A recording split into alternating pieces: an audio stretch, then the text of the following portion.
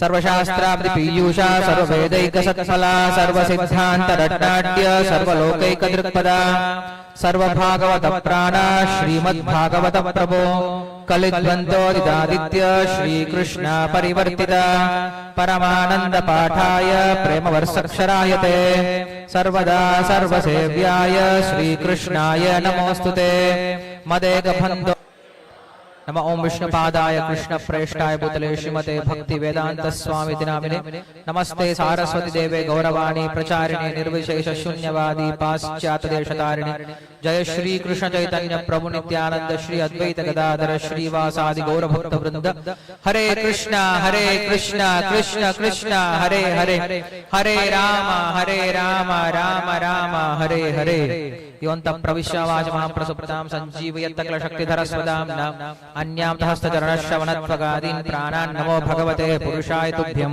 पान्त्वस्मान् पुरुहूतवैरिबलवन् मातङ्गमाद्यद्घट कुम्भोच्चात्र विपाटनादि कपट प्रत्येक वज्रायिताः श्रीमत्कण्ठीरवास्य प्रतसनकर धारिदाराति दूर प्रद्वस्तस्वान्तः शान्त प्रवृत मनसा भाविता भूरिभागैः हरे कृष्ण हरे कृष्ण நமஸ்காரம். சோ இன்று ரொம்ப மங்களகரமான ஒரு திருநாள். நமக்கு மட்டும் கிடையாது, மொத்த பிரபஞ்சத்துக்குமே.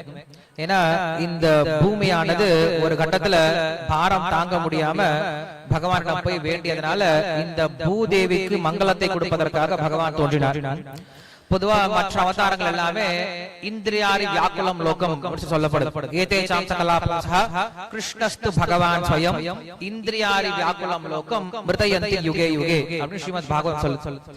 எப்பெல்லாம் இந்திராதி தேவர்களுக்கு ஒரு பிரச்சனை வருதோ அப்ப என்ன பண்றார் பகவான்? பல்வேறு விதமான அவதாரங்களா கீழே இறங்கி வர சொல்ற. சோ எல்லா அவதாரங்களும் வருவதற்கான நோக்கம் என்ன அப்படின்னா இந்திரன் போன்ற தேவர்களை காப்பாற்றணும், அவர்களுடைய துன்பத்தை போக்கணும் அப்படின்றதுக்காக அவதாரம் வருது. ஆனா கிருஷ்ண அவதாரம் மட்டும் தேவர்களுக்காக இல்லாம மனிதர்களுக்கான அவதாரம். அதனாலதான் இந்த கிருஷ்ண அவதாரம் அப்படிங்கிறது ரொம்ப சிறப்பான அவதாரம், மனிதர்களுக்கு உண்டான அவதாரம் சொல்லப்படுது. சோ அப்படி இந்த கிருஷ்ண அவதாரம் அப்படிங்கிறது இந்த பூமிக்கு மட்டும் கிடையாது, இந்த பூலோகவாசிகள் எல்லாருக்கும் நன்மை பயக்கக்கூடிய அவதாரமா இருக்கிறதுனால இன்னைக்கு நம்ம இந்த கிருஷ்ண ஜெயந்தி இன்னும் கொண்டாடிட்டு இருக்கோம். கிருஷ்ணர் சுமார் 5100 வருடங்களுக்கு முன்னாடி இந்த பூ உலகத்துல தோன்றினார். சோ 5000 வருஷத்துக்கு முன்னாடி தோன்றிய ஒரு நபரை நம்ம ஏன் இதுவரைக்கும் கொண்டாடிட்டு இருக்கோம் அப்படிங்கறத முதல்ல வரக்கூடிய சந்தேகம். பொதுவா இன்னைக்கு இந்தியால இருக்கிறதுனால நம்மளுக்கு ஓரளவு கலாச்சாரம் இருக்கு. அதனால என்ன பண்றோம்? கிருஷ்ண ஜெயந்தி அப்படின்னா கிருஷ்ணர் தோன்றிய நாள் கொண்டாடணும். ஏன் கொண்டாடணும்?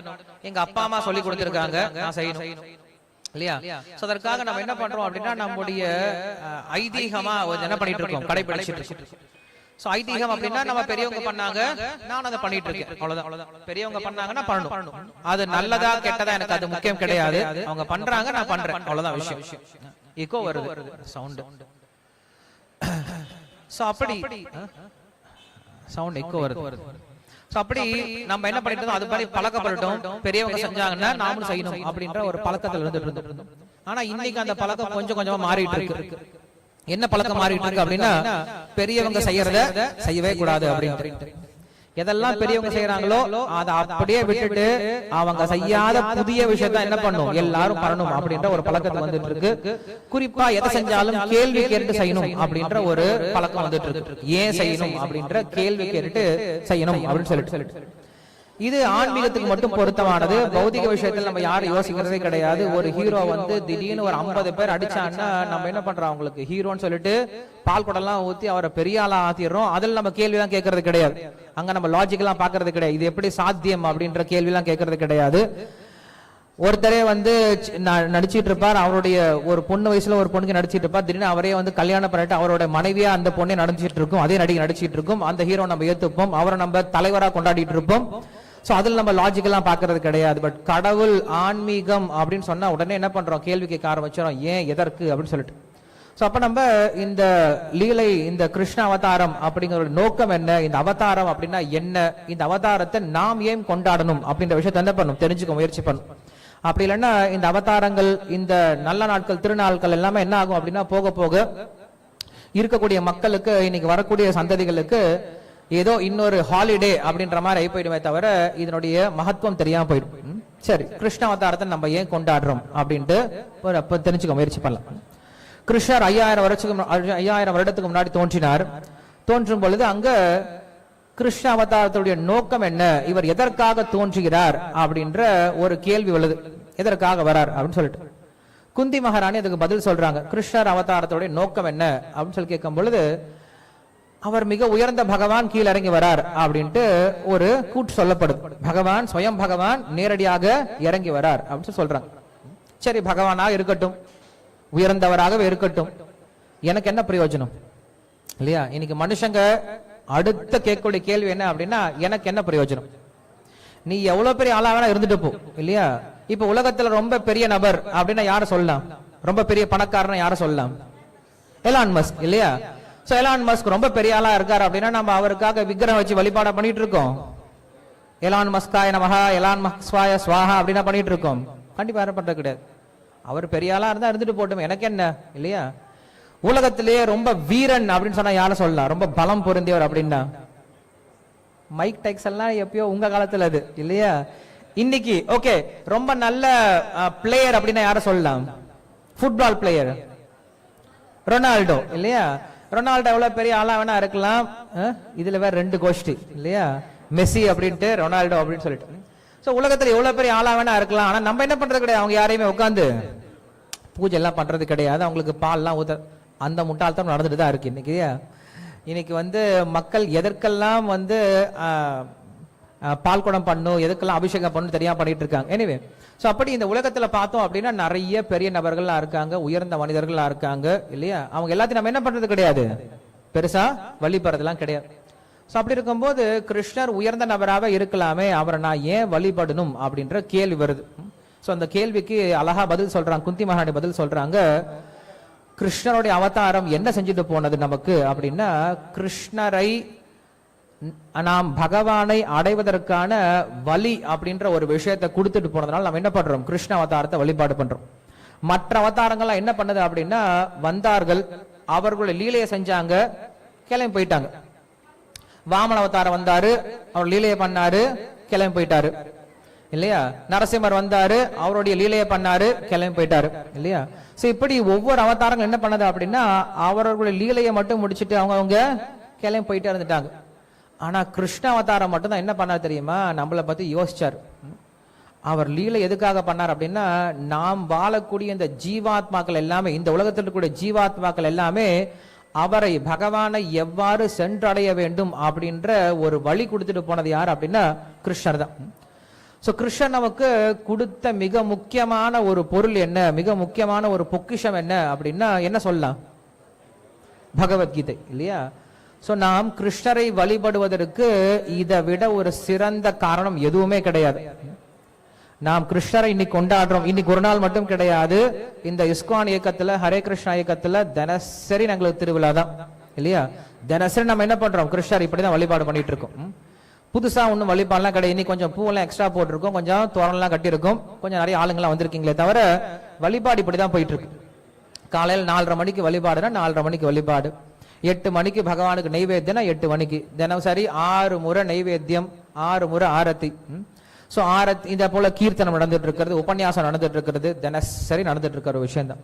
சோ கிருஷ்ணரை நம்ம தனியா இன்னைக்கு ஒரு நாள் வழிபடுறது கிடையாது, தினசரி வழிபடக்கூடிய விஷயம் தான். ஏன் கிருஷ்ணரை வழிபடுறோம் அப்படின்னா, ஒரு முக்கியமான காரணம் என்ன அப்படின்னா, கிருஷ்ணன் நமக்கு இந்த பகவத்கீதை அப்படின்ற மிக உயர்ந்த ஒரு சாஸ்திரத்தை கொடுத்திருக்கார். இந்த சாஸ்திரத்தினால ஒரு மனிதன் இந்த உலகத்துல எவ்வாறு சந்தோஷமா வாழ முடியும் அப்படின்ற வழியும் தெரிஞ்சுக்கலாம். அதே போல அந்த உலகத்தில் பகவானை அடைவதற்கான வழி என்ன அப்படிங்கிற விஷயத்தை என்ன பண்ணலாம், இந்த பகவத்கீதை அப்படின்ற சாஸ்திரத்தின் மூலம் தெரிஞ்சுக்கலாம். இந்த ஒரு காரணத்திற்காக நம்ம என்ன பண்ணலாம், அவரை எந்த சமயம் வேணா கொண்டாடலாம். சோ இப்படி கிருஷ்ணரை வழிபடுவதற்கு மிக முக்கியமான காரணம், நமக்கு என்ன காரணம் அப்படின்னா, கிருஷ்ணன் நமக்கெல்லாம் மிகப்பெரிய வழிகாட்டியா இருக்கார், பகவானை அடைவதற்கான ஞானத்தை கொடுத்திருக்கார். இப்ப பகவத்கீதை அப்படின்ற ஒரு கிரந்தமே இல்லை அப்படின்னா ஆன்மீகம்னா நம்மளுக்கு என்னன்னே தெரியாது. இன்னைக்கு பொதுவா மக்களுக்கு ஆன்மீகம் அப்படின்னு என்ன நினைச்சிட்டு இருக்கோம், கோயிலுக்கு வர்றது, பகவானுக்கு இப்படி ஃப்ளைங் கிஸ் கொடுத்துட்டு பகவான் முன்னாடி கொஞ்சம் நின்றுட்டு சுத்தி பார்த்துட்டு கிளம்பி போயிருந்து நினைச்சிட்டு இருக்கோம். பட் இதுக்கு பேர் ஆன்மீகம் கிடையாது. கிருஷ்ணர் பகவத்கீதையில் நம்மளுக்கு ஆன்மீகம்னா என்ன அப்படிங்கிற விஷயத்த ஆரம்பத்திலும் சொல்லி கொடுக்கிறார். ஆத்மாவை உணர்ந்து இந்த ஆத்மாவானது அந்த பரமாத்மாவிற்கு சொந்தமானது, இந்த ஆத்மாவானது பரமாத்மாவை சென்றடைவதே உண்மையான ஆன்மீகத்துடைய நோக்கம் அப்படிங்கிற விஷயத்தை என்ன பண்றார் கிருஷ்ணர் பகவத்கீதையில சொல்லி கொடுக்கிறார். ஸோ அப்படி கிருஷ்ணர் அப்படின்ற ஒரு தத்துவம் நம்மளுக்கு இந்த பகவத்கீதை அப்படின்ற விஷயத்த கொடுக்கல அப்படின்னா நாம் யாருக்கும் பகவானை அடைவதற்கோ பகவானை புரிந்து கொள்வதற்கோ ஆன்மீகம்னா என்ன அப்படின்ட்டு தெரிந்து கொள்வதற்கோ இல்லை யாராவது கேள்வி கேட்டா பதில் சொல்றதுக்கோ நம்மளுக்கு எந்த விதமான நம்பிக்கை இல்லாம போயிருக்கும். ஸோ அப்படி கிருஷ்ண அவதாரத்துடைய நோக்கம் அப்படிங்கறத நம்ம இந்த பகவத்கீதை அப்படின்ற உயர்ந்த சாஸ்திரத்தினால புரிஞ்சுக்கிறோம். சரி, இந்த அவதாரத்தை பத்தி நம்ம என்ன பண்ணலாம், கிருஷ்ண அவதாரத்தை பத்தி கொஞ்சம் தெரிஞ்சுக்க முயற்சி பண்ணலாம். அவதாரம் அப்படின்னா என்ன அப்படின்னா அவதாரதி இது அவதாரஹ, கீழே இறங்கி வருதல் அவதாரம் அப்படின்னு சொல்லப்படுது. கிருஷ்ணர் மேல இருந்து என்ன பண்றார், கீழே இறங்கி வராராம். எப்பயும் அங்கே இருந்துட்டு இருக்கார். அப்ப என்ன பண்றாரு, அப்ப கொஞ்சம் கீழே இறங்கி வந்துட்டு போயிட்டு இருக்காராம். என்ன ஆகுது, ஒரு முறை ஸ்ரீவைகுண்டத்துல பகவானுக்கு தூபம் காட்டிட்டு இருக்காங்க, நிறைய புகை போட்டுட்டு இருக்காங்க. அதுக்கு முன்னாடி பகவான் அங்க இருக்கக்கூடிய பக்தர்கள் கிட்ட பேசிட்டு இருக்கார்.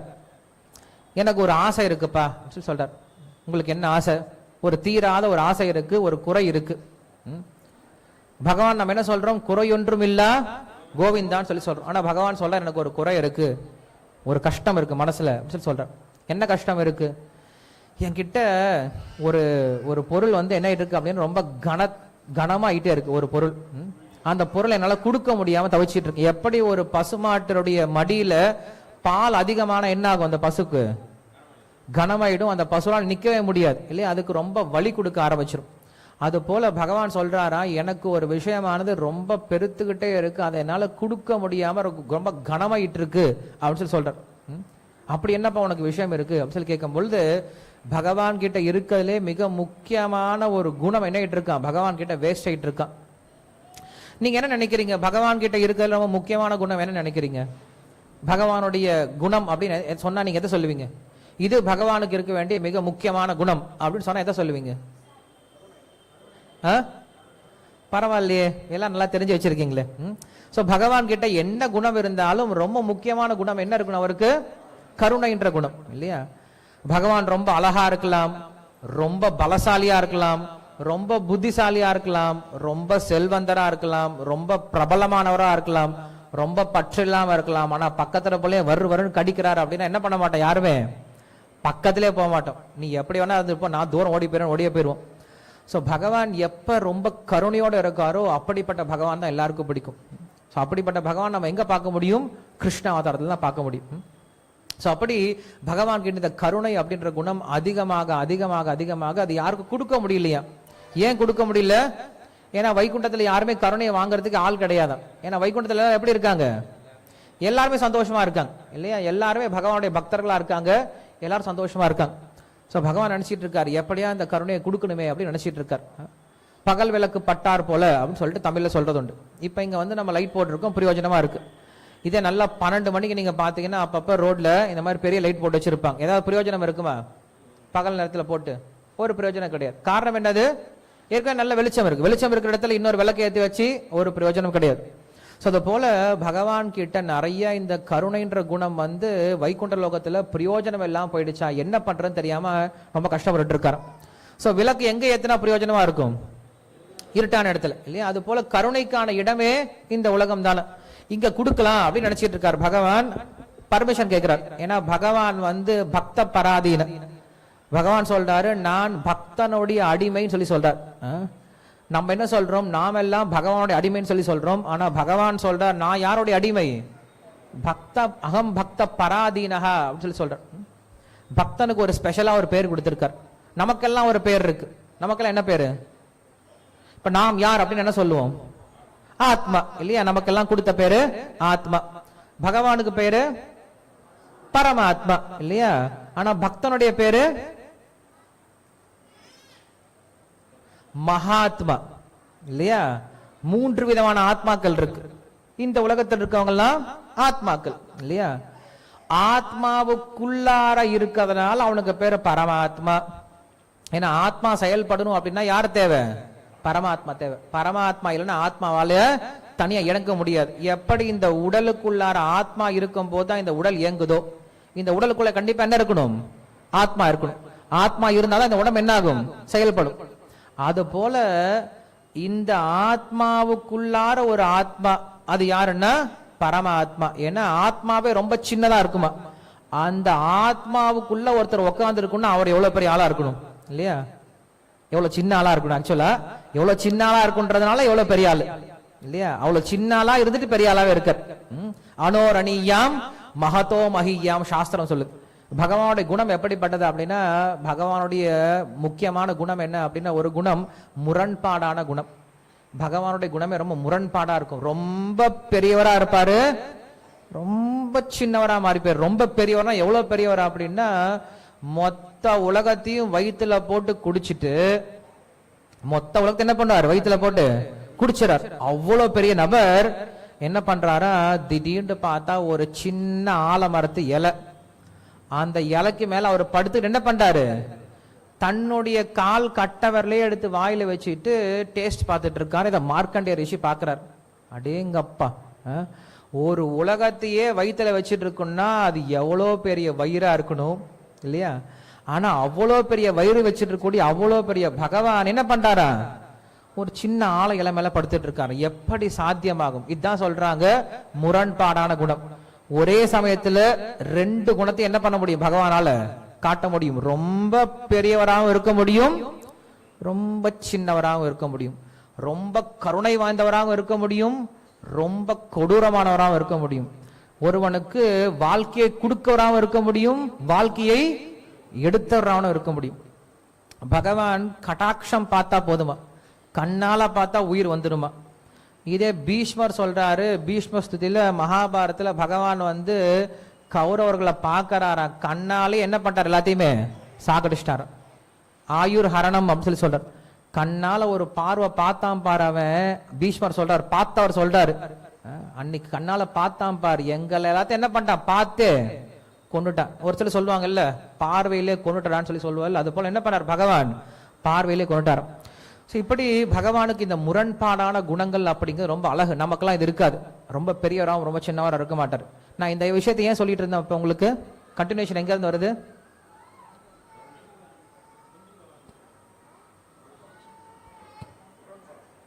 அதான் எதனால முரண்பாடை பத்தி பேசிட்டு இருந்தேன்?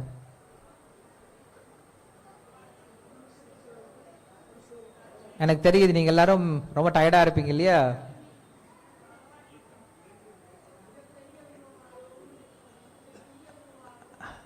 யார் சொன்னது? Very good, very good. So நான் என்ன சொல்ல வந்தேன்னா, ஆத்மாவுக்குள்ளார பரமாத்மா இருக்கான்னு சொன்னேன் இல்லையா? அதுல இருந்து ஆரம்பிச்சோம் இல்லையா? சோ ஆத்மாவுக்குள்ளார ஒருத்தர் உட்கார்ந்து இருக்கணும், அவர் எவ்வளவு சின்னவராகவும் இருக்கணும், அதே சமயத்துல அவ்வளவு பெரியவராக சின்னதா உட்கார்ந்து இருக்க. சோ பரமாத்மான்னு சொல்றோம். அந்த பரமாத்மாக்கு அடுத்த பேர் சொல்றார் பரமாத்மா. பரமாத்மாக்கு மேல என்ன இருக்காங்க? மகாத்மா அப்படின்னு சொல்றார்.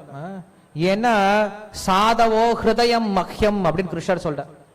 கிருஷ்ணர் சொல்றார், என்னோட இதயத்தில் யார் இருக்காங்க? சாதுக்கள் இருக்காங்க. சோ சாதுக்கள் இதயத்தில் இருக்கிறதுனால அவங்களுக்கு பேர் என்னவா? மகாத்மா அப்படின்னு சொல்லப்படுது. சோ அப்படி மகாத்மாக்களை பத்தி இங்க சொல்லிட்டு இருக்காங்க. நம்ம ஏன் மகாத்மாக்களை பத்தி பேச வந்தோம்? மகாத்மாக்கள் விஷயம் எங்க இருந்து வந்தது? ஏன் மேல இருந்து கீழே வந்தார் அப்படின்ற விஷயம் அதோட ஆரம்பிச்சுக்கலாம். ஏன்னா இல்ல நம்ம ரொம்ப இன்ட்ரிகஸா பார்த்தோம்னா நம்மளுக்கே புரியாது எங்க ஆரம்பிச்சோம். சரி, சோ பகவான் கீழே இறங்கி வரலான்னு முடிவு பண்ணிட்டார். முடிவு பண்ணிட்டு அங்க இருக்கவங்க எல்லாம் கேட்கிறாரு, நான் கீழே இறங்கி போகட்டுமா அப்படின்னு கேட்கிறாரு. அவங்க சொல்றாங்க, நீயே கிருஷ்ணா போயிடாத, நீ போனா என்ன பண்ணுவாங்க? உனக்கு திருட்டு பட்டம் கட்டுவாங்க, உன்னை பொய் சொல்றோன்னு சொல்லுவாங்க, உன்னை என்னெல்லாம் சொல்ல முடியுமோ அதெல்லாம் என்ன பண்ணுவாங்க? உன்னை சொல்லுவாங்க, உன்னை சரியா பாத்துக்க மாட்டாங்க, நீ போகாத கிருஷ்ணா அப்படின்னு சொல்றாங்க. ஆனா கிருஷ்ணருக்கு எண்ணமெல்லாம் இங்கதான் இருக்கு. எப்படியாவது இந்த உலகத்துக்கு சீக்கிரமா இந்த உலகத்தில் இருக்கக்கூடிய ஆத்மாக்கள் எல்லாத்தையும் நம்ம கிட்ட கொண்டு போயிடலாம் அப்படின்னு நினைச்சிட்டு இருக்காரு. அப்ப என்ன பண்றாங்களாம்? பெரிய தூபம் போடுறாங்களாம். நிறைய புகை வர ஆரம்பிச்சதான். சோ நிறைய புகை வரும் பொழுது அங்க ஒரு க்ஷணம் என்ன ஆயிடுது? கிருஷ்ணர் மொத்தம் புகையில மறைஞ்சு போயிட்டாரு. அந்த மறைஞ்சு போன ஒரு க்ஷணம் என்ன பண்றாரு? கிருஷ்ணர் கடகடன் இந்த உலகத்துல கீழே இறங்கி வரார். இங்க 125 வருஷம் என்ன பண்றாரு? தன்னோட லீலைகள் எல்லாம் பண்றாரு, கிளம்பி போயிட்டார். அது எப்படி சாத்தியமாகும் அப்படின்னு கேட்டீங்கன்னா, அந்த உலகத்தின் பிரகாரம் ஒரு க்ஷணம் என்றது நம்மளுக்கு இங்க ரொம்ப வருஷம், 125 வருஷம் கிடையாது, ரொம்ப வருஷம் ஆயிடும். ஸோ அப்படி என்ன பண்றாரு பகவான் இந்த உலகத்துக்கு வம்படியா என்ன பண்றாரு கீழே வந்துட்டு போறான்னு சொல்றாரு. ஸோ அப்படி பகவான் இங்க இஷ்டப்பட்டு வரார் அப்படின்னு சொல்லப்படுறது இந்த அவதாரத்துல அப்படின்னு சொல்றான். இதே விஷயத்த அர்ஜுனன் கேட்கிறான். அர்ஜுனன் பகவத்கீதை பேசிட்டு இருக்கும் போது அர்ஜுனன் ஒரு கேள்வி கேட்கிறான். கிருஷ்ணா, என்னமோ நீ சொன்னியே நீ சூரிய தேவனுக்கு முன்னாடி பிறந்து இந்த பகவத்கீதை சொல்லி கொடுத்தேன்னு சொன்ன இல்லையா? எனக்கு எப்படி புரியலையே, நீ நானும் ஒரே இடத்துல தானே பிறந்தோம். கிருஷ்ணர் பிறந்தா மட்டும் அவதாரம் சொல்றாங்க, நம்ம எல்லாம் பிறந்தா பர்த்டேன்னு சொல்றாங்க இல்லையா? கிருஷ்ணருக்கு அப்பியரன்ஸ் டே, நமக்கு பர்த்டே. என்ன வித்தியாசம்? நானும் பிறக்கிற, கிருஷ்ணரும் பிறக்கிறார். ரெண்டு பேரும் பிறவிதானே, இதுல என்ன வித்தியாசம் இருக்கு அப்படின்ற ஒரு கேள்வி என்ன பண்றான் அர்ஜுனனும் கொஸ்டின் கேட்கிறான். கிருஷ்ணர் கேட்கிறான், கிருஷ்ணா நீயும் பிறக்கிற நானும் பிறக்கிறேன், ஆனா உனக்கு பேரு மட்டும் பரமாத்மான்னு பேர் வச்சிருக்காங்க, எனக்கு பேரு மட்டும் ஆத்மான்னு பேர் வச்சிருக்காங்க, என்னப்பா வித்தியாசம் சொல்லி கேட்கிறாங்க. அப்ப கிருஷ்ணர் சொல்றாரு, அஜோபிசன் நவ்ய ஆத்மா பூதானாம் ஈஸ்வரோபிசன் பிரகிருத்திம் ஸ்வாம் அதிஷ்டாய சம்பவாமி ஆத்மமாய அப்படின்னு சொல்றாரு. என்ன சொல்றாரு? நான் என்னுடைய சுய விருப்பத்தினால தோன்ற அர்ஜுனா, நீ கர்மத்தினால பிறந்திருக்க. எனக்கு எல்லா பிறவிகளும் எடுத்த பிறவிகளும் எனக்கு என்ன இருக்கு? ஞாபகம் இருக்கு. ஆனா உனக்கு நேத்து சாப்பிட்டது ஞாபகம் இருக்காது இல்லையா? நேத்து நம்ம மத்தியானம் என்ன சாப்பிட்டோம் அப்படிங்கிற நம்மளுக்கு ஞாபகம் இருக்காது. சோ எனக்கும் உனக்குள்ள வித்தியாசம் இதான்ப்பா, நான் அளவுல ரொம்ப உயர்ந்தவன், நீ அளவுல ரொம்ப சின்னவன் அப்படின்னு சொல்லிட்டு நிறைய விஷயங்கள் என்ன பண்றாரு அங்க தன்னுடைய அவதார ரகசியங்கள்லாம் என்ன பண்றாரு கிருஷ்ணர் பகவத்கீதையில பேசிட்டு போயிட்டு இருக்காரு. சரி, நம்ம அவதார ரகசியங்களை பத்தி ரொம்ப பேசியிருக்கோம். இப்ப நம்ம என்ன பண்ணலாம் அப்படின்னா கிருஷ்ணருடைய ஜென்மம் எப்படி நடந்தது, ஏன்னா இன்னைக்கு ஜென்மாஷ்டமி அப்படின்றதுனால இந்த சிறந்த நாள்ல கிருஷ்ணருடைய ஜென்மம் எப்படி நடந்தது, அவருடைய தோற்றம் எப்படி நடந்தது அப்படிங்கிற விஷயத்தை என்ன பண்ணலாம் பார்க்க ஆரம்பிக்கலாம். கிருஷ்ணர் பிறக்கிறதுக்கு முன்னாடி என்ன ஆகுது அப்படின்னா மொத்த சூழ்நிலையும், இந்த உலகத்தில் கூடிய மொத்த சூழ்நிலை என்ன ஆகுது? ரொம்ப சுபிக்ஷமா மாற ஆரம்பிக்குது. இன்னைக்கு என்ன சொல்றோம் நம்ம பொதுவா அஷ்டமி அப்படின்னு சொல்றோம் இல்லையா?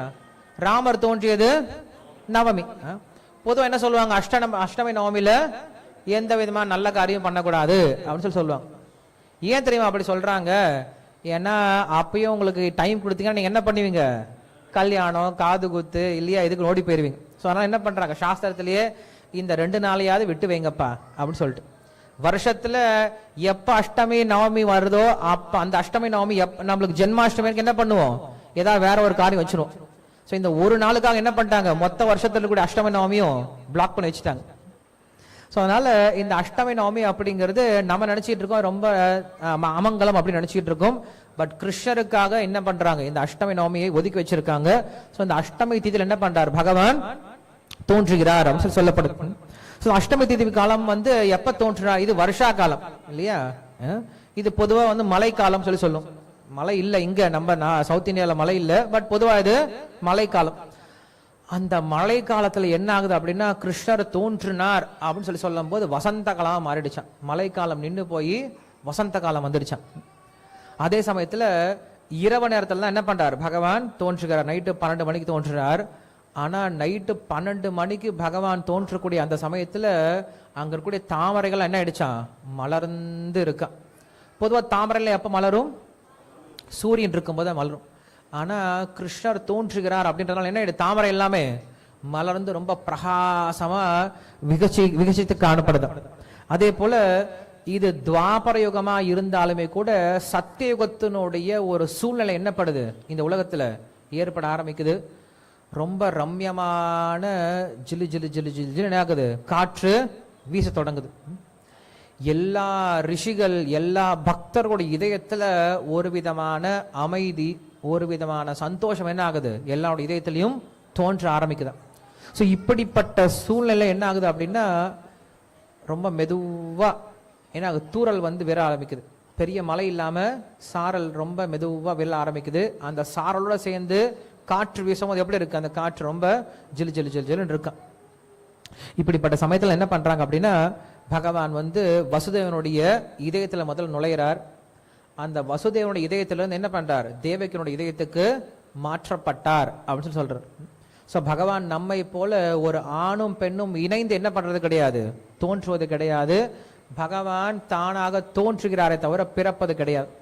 ஸோ வசுதேவனுடைய இதயத்திலிருந்து தேவகியோட இதயத்துக்கு மாற்றப்பட்டார். தேவகி அப்ப பார்த்தோம் அப்படின்னா ரொம்ப பிரகாசமாயிட்டாங்களாம்.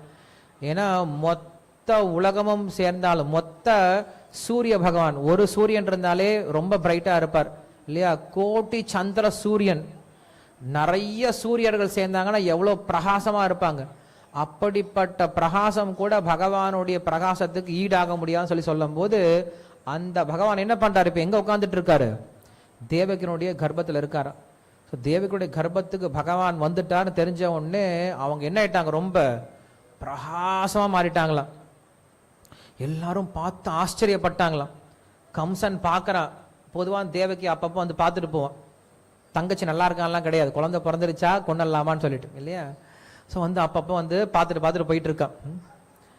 பார்த்துட்டு இப்போ தேவகியை பார்த்த உடனே அவனுக்கு பயம் வர ஆரம்பிச்சிருச்சு. தேவகியை பார்த்தா அவங்க முகத்தில் இருக்கக்கூடிய பிரகாசத்தை பார்த்து என்ன வந்துருச்சுன்னு நினைச்சான் அவன்? என்னுடைய மரணம் வந்துடுச்சுன்னு நினைச்சான். ஓடியே போயிட்டான். அதுக்கப்புறம் திரும்பி வரவே இல்லை. தேவகியை பார்க்கறதுக்கு அவனுக்கு தைரியமே இல்லையா. நைட்டெல்லாம் தூக்கமே இல்லை, பகல்லையும் தூக்கம் கிடையாது, பயந்துகிட்டே இருக்கான. அப்ப கேக்குறாங்க, இப்ப தேவகி குழந்தை பிறந்துடுச்சா? இல்ல. சரி, பிறந்த குழந்தைக்கு இன்னும் பேர் வச்சாங்களா? இல்ல. பிறந்த குழந்தை ஆனா பெண்ணா? இல்ல. குழந்தை இன்னும் வளர்ந்து வரவும் இல்ல. இன்னும் பிறக்காத குழந்தை மேலே அவனுக்கு என்ன வந்துடுச்சு? பயம் வர ஆரம்பிச்சது. அப்படி கம்சனை போன்ற அசுரர்களுக்கு பயம் உண்டாக ஆரம்பிச்சது. பக்தருடைய இதயத்தில் என்ன ஆகுது? சந்தோஷம் வர ஆரம்பிச்சது. இதுதான் பகவான் வரும் பொழுது வரக்கூடிய மாற்றங்கள் அப்படின்னு சொல்றோம். ஒரே நரசிம்மர் தான். அந்த நரசிம்மர் ஹிரண்யகசிபு பார்க்கும்போது என்ன பண்றான்? பயந்து ஓடுறான். அதே ஹிரண்யகசிபு வந்து அதே நரசிம்மரை பிரகலாதன் என்ன பண்றான்? 5 வயசு பையன் போய் கையை கும்பிட்டு மாலை போட போறான். நரசிம்மர் பார்த்து ஆச்சரியப்படுற, அடே உனக்கு என்ன பார்த்தா பயமே இல்லையாடா அப்படின்னு கேட்கிறான். நரசிம்மர் கிட்ட பிரகலாத் சொல்ல, எனக்கு என்ன சுவாமி பயம், நான் உங்க மடியில ஏறி உட்காந்துக்கிறேன் அப்படின்னு சொல்லிட்டு என்ன பண்றான்? ஜங்குன்னு மேலே ஏறி உட்காந்துட்டான். ஏன்னா பக்தர்களுக்கு பயம் அப்படிங்கிறது கிடையாது. நமக்கு பயம் வருது அப்படின்னா என்ன காரணம்? ஸ்ரீமத் பாகவதம் சொல்லுது, நாம் எப்ப பகவானை பார்க்க முடியலையோ அப்பதான் பயம் வருதான். சரி, பகவானை நம்மளால ஏன் பார்க்க, பகவானை எப்படி பார்க்கறது அப்படின்னா, ஒருத்தன் கண்ணை மூடிட்டு என்ன பண்றான் அப்படின்னா, கண்ணை மூடிட்டு ஐயோ பாம்பு வருது பாம்பு வருது பாம்பு வருது பாம்பு வருது பயப்பட்டே இருக்கான். பக்கத்துல ஒருத்தன் வந்து என்ன பண்றான்? டப்புன்னு தலை அடிச்சு எந்திரா அப்படின்னா எந்திரிச்சு, பாம்பு இல்ல ஒண்ணு இல்ல கனவுடா அப்படின்னு நினைச்சிட்டான். சோ அவனுடைய பயத்துக்கு காரணம் என்னது? கண்ணை மூடிட்டு கற்பனையான உலகத்துல வாழ்ந்ததுதான். கண்ணை திறந்து பார்த்த உடனே எங்க எங்க உட்காந்துட்டு இருக்கான்? அவன் கோயில உட்காந்துட்டு இருக்கான். உட்காந்துருக்கான்ல எங்க, உன் பேரை நான் பேரே மறந்து போச்சு, பூக்கள் சொல்லி பேரு வந்துருச்சு, ரகுநாத். ரகுநாத் நேத்துல இருந்து சேவை செஞ்சு ரொம்ப டயர்ட் ஆயிட்டான். என்ன பண்றான்? திடீர்னு அப்படியே கிளாஸ் கேட்டே தூங்கிட்டான். மெதுவா தூங்கிட்டான். தூங்கிட்டு இருக்கும்போது என்ன சொல்றான் அப்படின்னா, ஐயோ நாய் துரத்துன்னு பயந்துட்டே இருக்கான். பின்னாடி இருந்து அவன் ஃப்ரெண்ட் டப் பண்ணி எந்திரா அப்படின்னு எந்திரிச்சு, அடா சே நாய் இல்ல ஒண்ணு இல்ல, நான் கிருஷ்ண பல்ராம் கோயில இருக்கேன்டா, நாய் எங்கடா அப்படின்னு என்ன பண்றான்? அப்பதான் புரிஞ்சுக்கிறான் இல்லையா? அவனுடைய பயத்துக்கு காரணம் என்னது? அறியாமை இல்லையா? என்ன அறியாமை? என்ன நாய் துரத்திட்டு இருக்கு அப்படின்ற அறியாமை இல்லையா? நான் ஓடிட்டு இருக்கேன் அப்படின்ற அறியாமை, நான் கோயில்ல இல்ல அப்படிங்கிற அறியாமை, நான் ரகுநாத் இல்ல அப்படின்ற அறியாமை, என்னை சுத்தி நிறைய பேர் உட்கார்ந்துட்டு இருக்காங்க அப்படின்ற விஷயம் தெரியாத அறியாமை. இந்த அறியாமைக்கெல்லாம் ஒரே ஒரு மருந்து என்னதான்? அறியாமைக்கெல்லாம் ஒரே ஒரு மருந்து என்னதான்? துப் இல்லையா? ஒரு அடி டப் அப்படி அடி விட்டு என்ன பண்ண டக்குன்னு எந்திரிச்சான் இல்லையா? இதே ரகுநாத் வந்து கொஞ்சம் தூரமா உட்காந்துட்டு இருக்கான்னு வச்சுக்கோங்களேன். தூரமா உட்காந்துட்டு இருக்கான், நல்லா தூங்கிட்டு இருக்கான். அவன் நீங்க தட்டியில எழுப்ப முடியாது. அப்ப அவனை எப்படி எழுப்ப முடியும்? அப்படின்னு சொன்னா எந்திரிச்சுப்பான் இல்லையா? இப்ப எல்லாம் தூங்கி எந்திரிச்சிங்க இல்லையா? அது போல என்ன ஆயிடுச்சு? ஒரு முறை நம்ம சத்தம் போட்டோம் அப்படின்னா எல்லாரும் கடன்னு எந்திரிச்சிருவாங்க, தூங்கிட்டு இருக்கவங்க கூட இல்லையா? அப்ப எந்திரிக்கிறதுக்கு மிக முக்கியமான ஒரு காரணம் என்னவா இருக்கு? சப்தம் தான் ஒரு காரணமா இருக்கு இல்லையா? அதான் செஞ்சிட்டு இருக்கோம் நம்ம இங்க. நம்ம என்ன பண்றோம்? ஹரே கிருஷ்ணா கிருஷ்ணா கிருஷ்ணா ஹரே ஹரே, ஹரே ராம ராம ராம ஹரே ஹரே அப்படின்னு சொன்னோம்னா தூங்கிட்டு இருக்கக்கூடிய கொரட்டை விடக்கூடிய எல்லா ஆத்மா கடகடன் எந்திரிச்சுக்குமா. இது எங்க பார்க்கலாம் அப்படின்னா ஸ்ரீல பிரபுபாவுடைய வாழ்க்கையில பார்க்கலாம். ஸ்ரீல பிரபுபாதர் அமெரிக்காவுக்கு போறாரு. அங்க இருக்கக்கூடிய ஆத்மாக்கள் எல்லாம் அப்படி தூங்கி வலியக்கூடிய தமோ குணத்தில் இருக்கக்கூடியவங்க, அவங்களுக்கு ஒண்ணுமே தெரியாது. பட் அப்படிப்பட்ட ஆத்மாக்களை கூட அவங்களால எப்படி எழுப்ப முடிஞ்சது? இந்த மந்திரம் தான் இல்லையா, ஹரே கிருஷ்ண மந்திரம், சவுண்ட் வைப்ரேஷன் தான் இல்லையா. ஸோ அப்போ இந்த சவுண்ட் வைப்ரேஷனால் நம்ம என்ன பண்ண முடியும்னா தூங்கிட்டு இருக்கக்கூடிய ஆத்மாக்கள் எழுப்ப முடியும். நாமும் எந்திரிக்கணும்னு நினைச்சிங்கன்னு வச்சுக்கோங்களேன், இது ஒன்று பண்ணா போதும். ஸோ அப்போ நம்முடைய பயத்தை போக்குறது நம்ம என்ன பண்ணும்? பகவானுடைய தொடர்புக்கு வரணும் இல்லையா. நம்ம எப்ப கண்ணு திறந்து பார்க்கிறோமோ அப்ப என்னை சுத்தி எல்லாம் பார்க்க ஆரம்பிக்கிறேன், பயமே வராது. நான் எப்ப கண்ணை மூடிட்டு இருக்கணும், எனக்கு என்ன நடக்குதே தெரியல, நான் கற்பனை உலகத்துல வாழ்ந்துட்டு இருக்கேன், பயம் வர ஆரம்பிக்குது. எப்ப நான் அறியாமல் இருந்து வெளியில வரணும், அந்த க்ஷணம் என்னுடைய பயமானது நீக்கப்படுது. ஏன்னா என்னை சுத்தி நிறைய பேர் இருக்காங்க, எங்க அப்பா பக்கத்துல உட்காந்துட்டு இருக்காரு, எனக்கு எந்த ஆபத்தும் கிடையாது, நான் கோயில உட்கார்ந்து இருக்கேன், இதெல்லாம் தெரிய ஆரம்பிக்குது. இந்த எல்லாமே எங்க எங்க அடிபடுது அப்படின்னா வெறும் கண்ணை மூடினது அப்படின்ற ஒரு விஷயம் தான். ஸோ அது போல இந்த ஆத்மாவை பார்த்தோம் அப்படின்னா நம்மளை சுத்தி 33 கோடி தேவர்கள் என்ன பண்றாங்க, நம்மளை சுத்தி காத்துட்டு இருக்காங்க. இப்போ நிறைய பேர் சூசைட்லாம் பண்ணிக்கிறாங்க. காரணம் என்ன தெரியுமா? அவங்க ரொம்ப லோன்லியாக ஃபீல் பண்ணுறாங்க. எனக்கு யாருமே கிடையாது, நான் தனியாக இருக்கேன், இனிமேல் எனக்கு இந்த வாழ்க்கை இருந்து என்ன பிரயோஜனம், வாழ்க்கையை வெறுத்துட்டேன், எனக்கு யாரும் உதவி செய்யறதுக்கு ஆள் கிடையாது, என்ன யாருக்கும் என்ன கண்டா யாருக்குமே பிடிக்கிறது கிடையாது, இனிமேல் இருந்து என்ன பிரயோஜனம் அப்படின்னு நினைக்கிறாங்க. சாஸ்திரம் சொல்லி கொடுக்குது, டே நீ தனியா இல்லடா, உன்னை சுத்தி 33 கோடி தேவர்கள் என்ன பண்றாங்க, பார்த்துக்கிட்டே இருக்காங்க.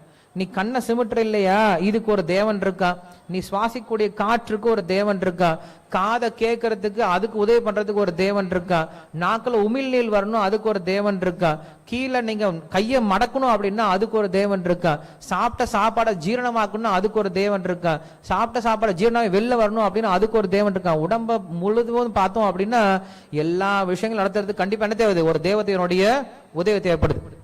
ஸோ அப்படி நீ நினைக்க ஆரம்பிச்சுன்னு வச்சுக்கோவே, உனக்கு என்ன வராது, தனிமையான இருக்கு அப்படின்ற பயமே வராது. நம்மளை சுத்தி இத்தனை தேவர்கள் இருக்காங்க, நம்மளுக்கு இவ்வளவு செஞ்சிட்டு இருக்காங்க, நாம் இத்தனை பேர் கூட உதவி வாங்கிட்டு நம்ம ஏன்டா சாகணும் அப்படின்னு நினைச்சு என்ன பண்ணலாம், ரொம்ப தைரியமா தன்னுடைய வேலையை பண்ணிட்டு இருக்கலாம். இது எல்லாத்துக்கும் மேல எல்லாரோட இதயத்தில் யார் இருக்காங்க, பரமாத்மா இருக்கார் இல்லையா. இந்த ஒரு பரமாத்மா என்னுடைய நண்பன் என்னைக்கு என் பக்கத்துல இருக்காண்டான்ற ஒரு தைரியம் வந்துச்சு அப்படின்னு அவன் என்ன பண்ண மாட்டான், தற்கொலையே பண்ணிக்க மாட்டோம். இதான் நம்மளுக்கு சாஸ்திரம் சொல்லி கொடுக்குது. ஸோ அப்ப நாம என்ன புரிஞ்சுக்கணும் அப்படின்னா இந்த ஒரு பயத்தை போக்குறதுக்கு நம்ம என்ன செய்யணும், நாம் தனி கிடையாதுங்க, நம்மை சுற்றி பகவான் என்னைக்குமே இருந்துட்டு இருக்கார், நமக்காக பகவான் என்னைக்குமே காத்துட்டு இருக்கார். நாம் செய்ய வேண்டிய விஷயம் ஒன்னே ஒண்ணுதான், என்ன பண்ணும், அவரை கூப்பிடணும், அவ்வளவுதான். கூப்பிட்டாதான் வருவார், இல்லைன்னா அவர் வரவே மாட்டார். திரௌபதி விஷயத்தில் நீங்க பார்க்கலாம், மகாபாரதத்துல திரௌபதிக்கு ஒரு பிரச்சனை வரும்போது பகவான் எங்க இருக்காரு, எல்லா இடத்துலயும் தான் இருக்காரு. ஆனா பகவான் வந்தாரா, வரவே இல்லை, சும்மா பார்த்து வேடிக்கை பார்த்துட்டே இருக்காரு.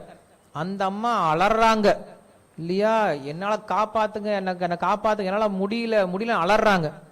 கிருஷ்ணர் வரவே இல்லை, அப்படியே காத்துட்டே இருக்காரு. ஆனா எப்ப அந்த அம்மா முழுமையா கிருஷ்ணா இனிமேல நீ தான் என்ன காப்பாத்தணும்னு சொல்றாங்களோ அப்பதான் என்ன பண்றாரு, கிருஷ்ணர் போய் காப்பாத்த போனார். கிருஷ்ணர் கிடுகிடுன்னு ஓடி வந்துட்டாருன்னு வச்சுக்கோங்களேன், உடனே கேள்வி கேட்டுரும், உன்னை யார் வர சொன்னது அப்படின்னு கேள்வி கேட்டுரும். அதனால கிருஷ்ணர் வரது கிடையாது, நமக்கு எதுக்கு இந்த வம்பு, நீ கூப்பிட்டா நான் போலான்னு வெயிட் பண்ணிட்டு இருக்கேன் இல்லையா. ஸோ அப்படி பகவான் நம்ம செய்ய வேண்டிய விஷயம் ஒன்னே ஒண்ணுதான், நம்ம அவரை கூப்பிட்டா போதும், அவர் வரத்துக்கு தயாரா இருக்கார். பகவான் எப்படிப்பட்டவர் அப்படின்னா, நீங்க கஷ்டம்னு கோயில்ல போய் ஒரு விஷயம் கேட்குறீங்க, பகவான் எனக்கு இந்த கஷ்டமா இருக்குன்னு சொல்லிட்டு, கிருஷ்ணர் உடனே என்ன பண்ண தெரியுமா, கீழே இறங்கி வா போலாம் அப்படின்னு சொல்லிட்டு கை பிடிச்சி வந்துடுவாங்க வீட்டுக்கு. நீங்க அதுக்கு ரெடியா இருக்கணும், வீட்டுக்கு கிருஷ்ணரை கூப்பிட்டு போறது ரெடியா இருக்கீங்களான்னு பார்க்கணும். இப்ப உங்க கூட திடீர்னு கிருஷ்ணர் வரார், இன்னைக்கு சொல்றார் ஜென்மாஷ்டமி முடிஞ்சது, சரிப்பா எனக்காக வந்த நீயே வா போலாம் வீட்டுக்கு போலாம், கைப்பிடி போலாம் அப்படின்னு சொல்லிட்டு உங்க கையை பிடிச்சி வீட்டுக்கு கூட்டு போனா நீ கூட்டு போவீங்களா, யாரெல்லாம் கூட்டு போவீங்க, கிருஷ்ணர் யாரெல்லாம் வீட்டுக்கு கூட்டு போவீங்க, எல்லாம் கூட்டு போயிருவீங்களா. ஓ அப்படியா, அப்ப உங்க வீட்டுல கிருஷ்ணர் இது வரைக்கும் இல்லைன்னு நினைக்கிறீங்களா, எல்லார் வீட்லயும் கிருஷ்ணர் இருக்கா, எல்லா விதத்தில் இருக்கு கிருஷ்ணர் இல்லையா, அதை புரிஞ்சுக்கணும் அவ்வளவுதான். கிருஷ்ணர் வீட்டுல எல்லா வீட்லயும் இருந்துட்டு தான் இருக்கார் இல்லையா. அப்ப நம்ம இதை புரிஞ்சுக்கிட்டா போதும், கிருஷ்ணர் நமக்கு முன்னாடி வீட்டுல உட்காந்துட்டு இருப்பார். நான் கிருஷ்ணா நீ என் வீட்டுக்கு வரணும் அப்படின்னு நினைக்கிறதுக்கு முன்னாடி என்ன பண்ணுவார், கிருஷ்ணர் நம்ம வீட்டுல போய் உட்காந்துட்டு இருப்பார் இல்லையா. சோ அப்படிப்பட்ட தெய்வம் தான் கிருஷ்ணர். சோ அப்படிப்பட்ட கிருஷ்ணர் என்ன பண்றார், இந்த உலகத்துல தோன்றுவதற்கு தயாராயிட்டார், தேவக்கினுடைய கர்ப்பத்திலிருந்து வெள்ளவ தயாராயிட்டார். இங்க சொல்றாரு, தேவக்கியாம் தேவ ரூபிண்யாம் விஷ்ணு சர்வ குஹாஷயா ஆவிராசித் யதா பிராச்சிம் திஷுரிந்திவ புஷ்கலஹ அப்படின்னு சொல்லி சொல்றார். சோ பகவான் தேவக்கியாம் தேவ ரூபின்யாம் அப்படின்னு சொல்லி சொல்றார். தேவக்கியனுடைய உருவத்திலிருந்து தேவ ரூபத்தில் என்ன பண்றார் பகவான் வெளியில வர. விஷ்ணு சர்வ குஹாஷயா அப்படின்னு சொல்லி சொல்றார். ஒரு குகையில இருக்கக்கூடிய ஒரு குகைக்குள்ளார எப்படி ஒளிஞ்சிட்டு இருக்கக்கூடிய சூரியனானது பிரகாசம் இல்லாம வெளியில வரும்போது என்ன ஆகும், பிரகாசம் அடையுமோ அது போல பகவான் உள்ள இருந்து என்ன பண்றார், வெளியில வரார், பிரகாசமா வெளியில வரார் அப்படின்னு சொல்லி சொல்றாரு. ஆவிராசித் அப்படின்னு சொல்லி சொல்றாங்க. ஆவிராசித் அப்படின்னா தோன்றினார், சட்டென்று பட்டுன்னு என்ன பண்ணார் பகவான் தோன்றினாரே தவிர கர்ப்பத்திலிருந்து கஷ்டப்பட்டு வெளியில வரல அப்படின்னு சொல்லி சொல்றாங்க. சோ பகவான் இங்க சொல்லும் போது என்ன சொல்ற அப்படின்னா திஷி இந்துரிவ புஷ்கலஹா அப்படின்னு சொல்லி சொல்ற. இந்து அப்படின்னா சந்திர பகவான சொல்றது, சந்திர தேவன சொல்றது. சோ பகவானுடைய தோற்றம் எப்படி இருந்ததா, சந்திரன் தோன்றியது போல இருந்தது அப்படின்னு சொல்லி சொல்றாங்க. சோ சந்திரனுடைய நோக்கம் என்ன, சந்திரனை பத்தி இங்க ஏன் பேசுறாங்க அப்படின்னு சொல்லி சொல்லும் போது, எப்ப சந்திரன் தோன்றினாரோ அப்ப உலகமே ரொம்ப அமைதி ஆயிடுமா. இப்ப நம்மளுக்கு பெருசா பௌர்ணமி எல்லாம் தெரியாது. ஆனா பொதுவா மக்கள் என்ன பண்ணுவாங்க, காலையிலிருந்து சாயந்தரம் வரைக்கும் வேலை செஞ்சுட்டு ரொம்ப கலப்பா என்ன பண்ணுவாங்க, வீட்டுக்கு வருவாங்க, வெளியில ஒரு கட்டில போட்டு ஹாயா படுத்துப்பாங்க. படுத்து மேல பார்த்தாங்க அப்படின்னா அங்க சந்திரன் இருக்கும், பூர்ண சந்திரன், அதுவும் குறிப்பா பௌர்ணமி அன்னைக்கு.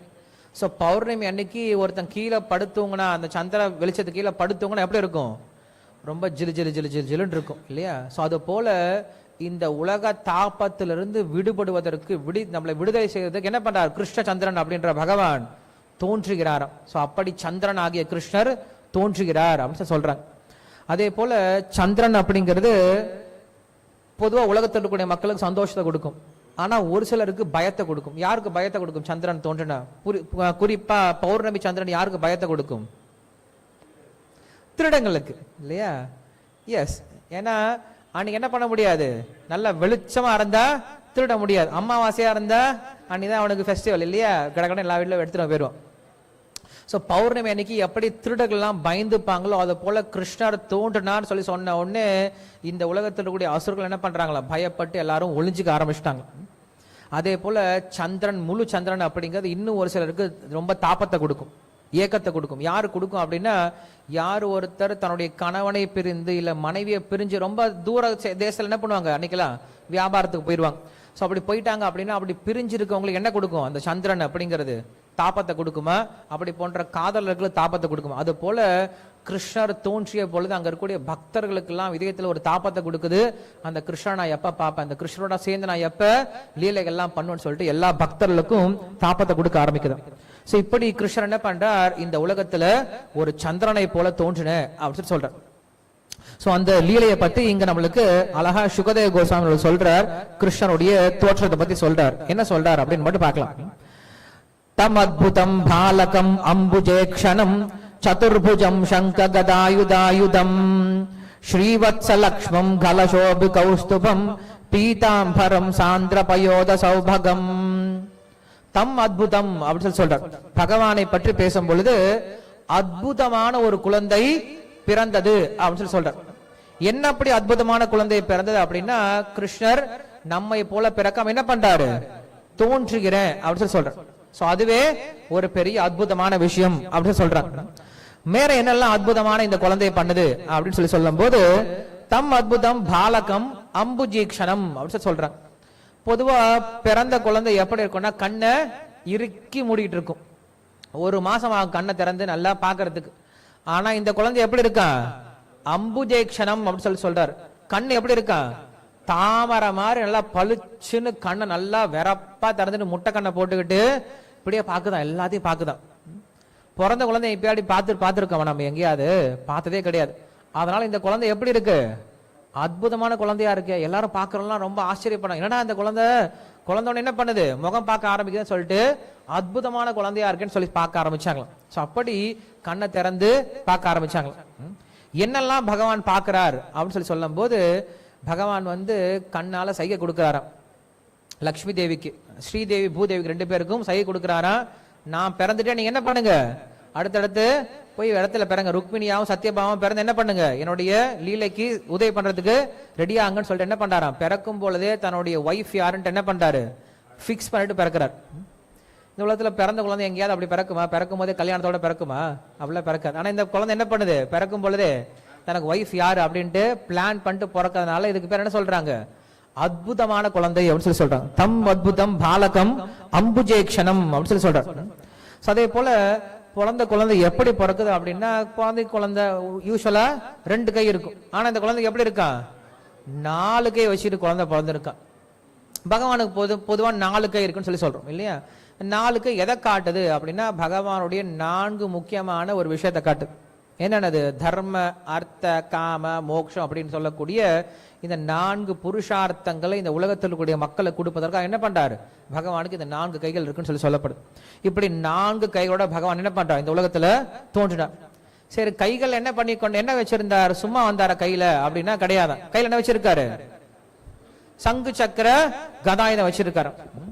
அந்த காலத்துல குழந்தைகள்லாம் என்ன கொடுக்கணும்? அதுக்கு கிளிகிளிப்பாலாம் கொடுக்கணும். இந்த குழந்தைக்கு அதெல்லாம் தேவையே இல்லையா? இந்த குழந்தை என்ன பண்ணுது? பிறக்கும் போதே விளையாட்டு சாமான் அதே கொண்டு வந்துருச்சான். இந்த குழந்தை யாரும் எதிர்பார்த்தெல்லாம் வரது கிடையாது. நீங்க எதுவும் கொடுக்க மாட்டீங்க, கொடுக்கறது லேட் ஆகும். நான் ஒண்ணு கேட்டா இது ஒண்ணு கொடுத்துட்டு இருக்கும் இல்லையா? அந்த குழந்தை அழுதுட்டு இருக்கும். நம்ம குழந்தை பசியா இருந்தா அழுதுன்னு சொல்லிட்டு பால் பாட்டில் கபக்குன்னு வாயில வச்சிருவாங்க. அந்த குழந்தை கேக்குது, பின்னாடி அரிக்குது, எனக்கு பின்னாடி என்ன கொசு கடிச்சிட்டு இருக்கு, எடுத்து அதை பாரடின்னு சொன்னா என்ன பண்ணாது? அந்த அம்மாக்கு அது புரியவே புரியாது. வாயில போட்டு பாலை துணி சாப்பிடுன்னு சொல்லி வாயில வச்சுக்கும். அம்மாக்கெல்லாம் ஒன்றும் புரியாது. அதே போலதான் கிருஷ்ணன் பாக்குறாரு, இந்த உலகத்துல என்னை யாரும் புரிஞ்சுக்கிறவங்க யாரும் கிடையாது, எனக்கு சேவைய நானே பண்ணிக்கிட்டாதான் உண்டு.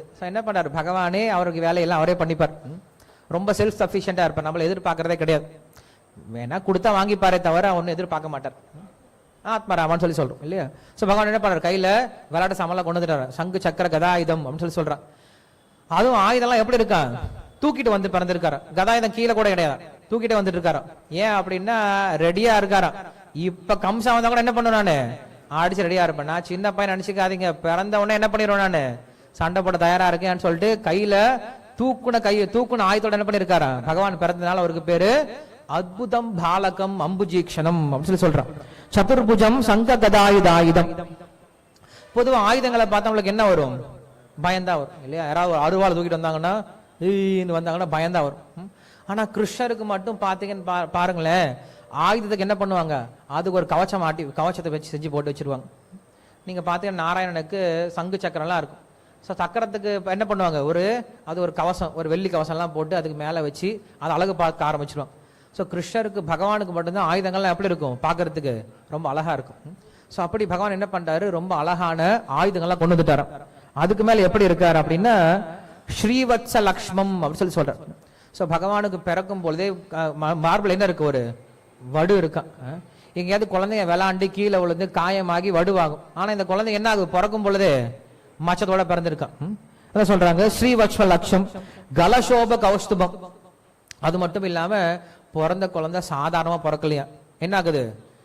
காதுல பெரிய குண்டலம் போட்டுட்டு இருக்கான், கழுத்துல நல்லா கௌஸ்துபம் அப்படின்ற ஹாரம் போட்டுட்டு இருக்கான், இடுப்புல ஒரு ஒட்டியானம், கைகள்ல வளையல், இங்க அங்கி, அதுக்கு மேல கால் தண்டை, அப்புறம் சலங்கை, இதுக்கு மேல நல்ல மஞ்சள் நிறத்துல பட்டு ஆடை, இதுக்கு மேல தலையில பார்த்தோம் அப்படின்னா நல்ல கிரீடம்.